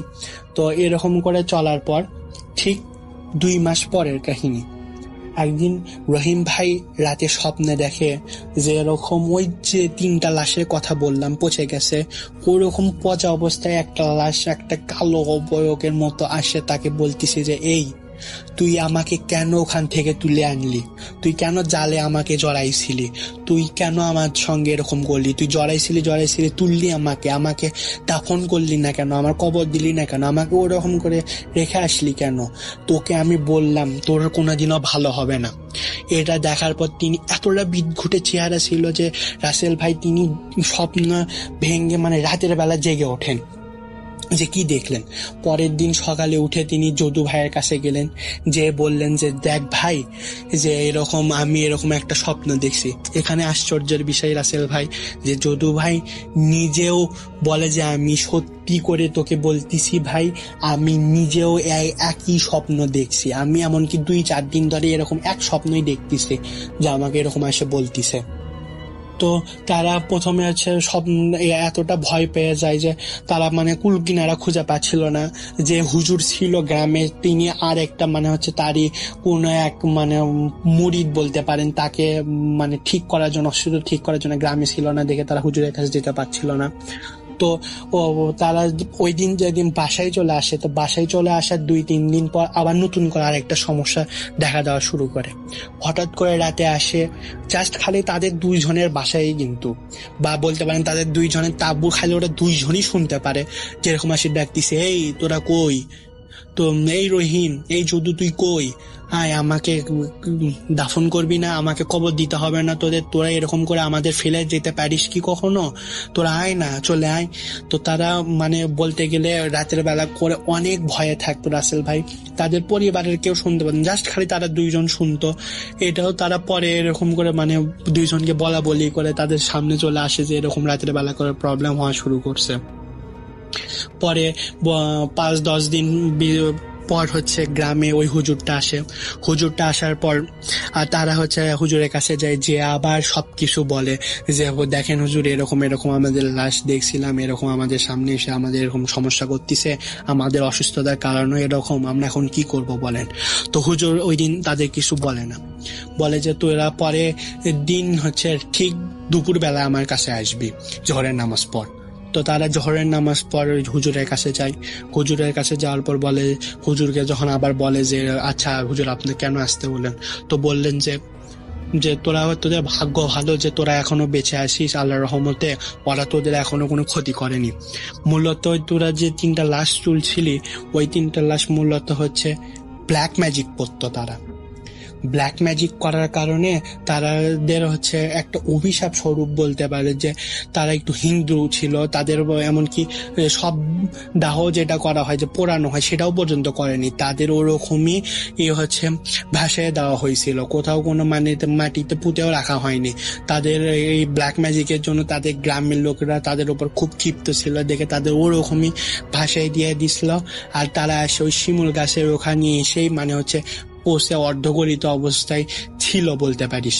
তো তোরা যে এই কাজটা করছিস, যেহেতু ওরা যে দুষ্ট জিনের কাজ কারবার থাকে ওখানে, যেহেতু শিমুল কাজটা তোরা জানিস যে অনেক খল জায়গা, তো এই দুষ্ট জিনেরা তোদের এরকম করে স্বপ্নে এসে, ওদের রূপ ধরে স্বপ্নে এসে তোদের সমস্যা করতেছে, তোদের রাত করে ডাকতেছে। তোদের ভাগ্য ভালো যে তোরা রাতে যাসনি ওই ডাকের শব্দ শুনে শুনে। যদি যেতি তাহলে তোদের অনেক বড় ক্ষতি হয়ে যেত। তোরা টেনশন করিস না, আমি তোদের হচ্ছে পানি পড়া তসবি দিচ্ছি। হ্যাঁ, তো তোরা এগুলো নিয়ে তোদের হচ্ছে তাবিজটা সঙ্গে রাখ, তসবিটা নিয়ে সবসময় থাকবি। আল্লাহর রহমত, আমার বিশ্বাস আর তোদের কোনো প্রবলেম হবে না কোনো রকমে। তো যে কথা সেই কাজ রাসেল ভাই। তারা হচ্ছে তাদেরকে পানি পড়া, অনেক তকবীর, এর হচ্ছে তাজবি, তারপর হচ্ছে সঙ্গে দুটা তাবিজ দেওয়া হলো। দিয়ে তারা এখন 2020 সাল, রাসেল ভাই, রহিম ভাইকে আমি ভাই হিসেবে এতক্ষণ পর্যন্ত সম্বোধন করছি।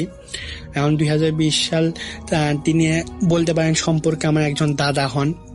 তো তার কাছ থেকে শোনা, আমি আবার নিজে যাচাই করতে গেছিলাম। বিশ্বাস করেন, তার গায়ে এখনো ওই দুটা তাবিজ আর ওই তসবি এখনো তার বাসার মধ্যে আছে। যদু ভাই যাকে সম্বোধন করেছে তিনি আসলে মারা গেছেন। তো তার কাছ থেকে আমি আবার নতুন করে সত্যতা যাচাই করে আজকে আপনাদের সঙ্গে আমি গল্পটা শেয়ার করলাম। তো ওই দিনের পর থেকে তাদের আর কোনো প্রবলেম হয়নি। কিন্তু গ্রামে এখনো অনেক সময় রাতের বেলা এরকম ধরেন হচ্ছে যারা এরকম মাছ ধরতে যায়, যেটা একটা কমন আমরা জানি, যারা প্যারানর্মাল গল্প বলে থাকে বা প্যারানর্মাল যে স্টোরি আছে, এটা একটা কমন জিনিস যে এরকম যে রাত করে যারা মাছ ধরতে যায় হঠাৎ আসে, এরকম ডাক দিয়ে নিয়ে যায়। এখনো আমাদের গ্রামের বাসায় এই সেম জিনিস হয়, এই মানে ডাকটা শোনা যায়, কিন্তু কেউ বের হয় না এগুলো কারণে। তো এরকম আমাদের গ্রামে এরকমই কিছু সিকুয়েল আছে, একই কাহিনী, এই যে এটার সঙ্গে আরো রিলেটেড আরো প্রচুর কাহিনী আছে। এমনকি আমি 2-3 দিনের জন্য একবার যে গ্রামে বেড়াতে গেছিলাম, আমার সঙ্গে এরকম একটা ঘটনা হয়েছে, পরে আবার শেয়ার করবো রাসেল ভাই। ভূত.com এর জন্য শুভকামনা রইল। আপনাদের সবাই যেন ভালো থাকেন। আজকের মতো এখানেই শেষ করছি। ভালো লাগলে অবশ্যই শেয়ার করবেন। ডিয়ার লিসেনার, আশা করি এই এপিসোডের মধ্যে আপনারা যে ঘটনাগুলো শুনতে পারলেন প্রত্যেকটি ঘটনাই ভালো লেগেছে। তবে এই এপিসোডের মধ্যে কোন ঘটনাগুলো সব থেকে ভালো লেগেছে, কার ঘটনা শুনতে আপনারা ইচ্ছুক, অবশ্যই কমেন্ট সেকশনে জানিয়ে দেবেন। যেমন আরজে রাসেল ভাই, আফনান ভাই, বাবু ভাই, ডক্টর আলী ভাই, এনাদের সহ আরও অনেকেরই যে ঘটনাগুলো সব থেকে ভয়ানক এবং সব ঘটনা এবং ভয়ানক ঘটনাগুলো আপনাদের মাঝে ভালো লাগে, সেই ঘটনাগুলো কমেন্ট সেকশনে জানিয়ে দেবেন। আমি পরবর্তী এপিসোডে ঠিক সেই ধরনের ঘটনা দেওয়ার জন্য চেষ্টা করব। ডিয়ার লিসেনার, আপনারা চাইলে এই চ্যানেলে ঘুরে আসতে পারেন। এই চ্যানেলে অসংখ্য এপিসোড পাবলিশ করা আছে, যা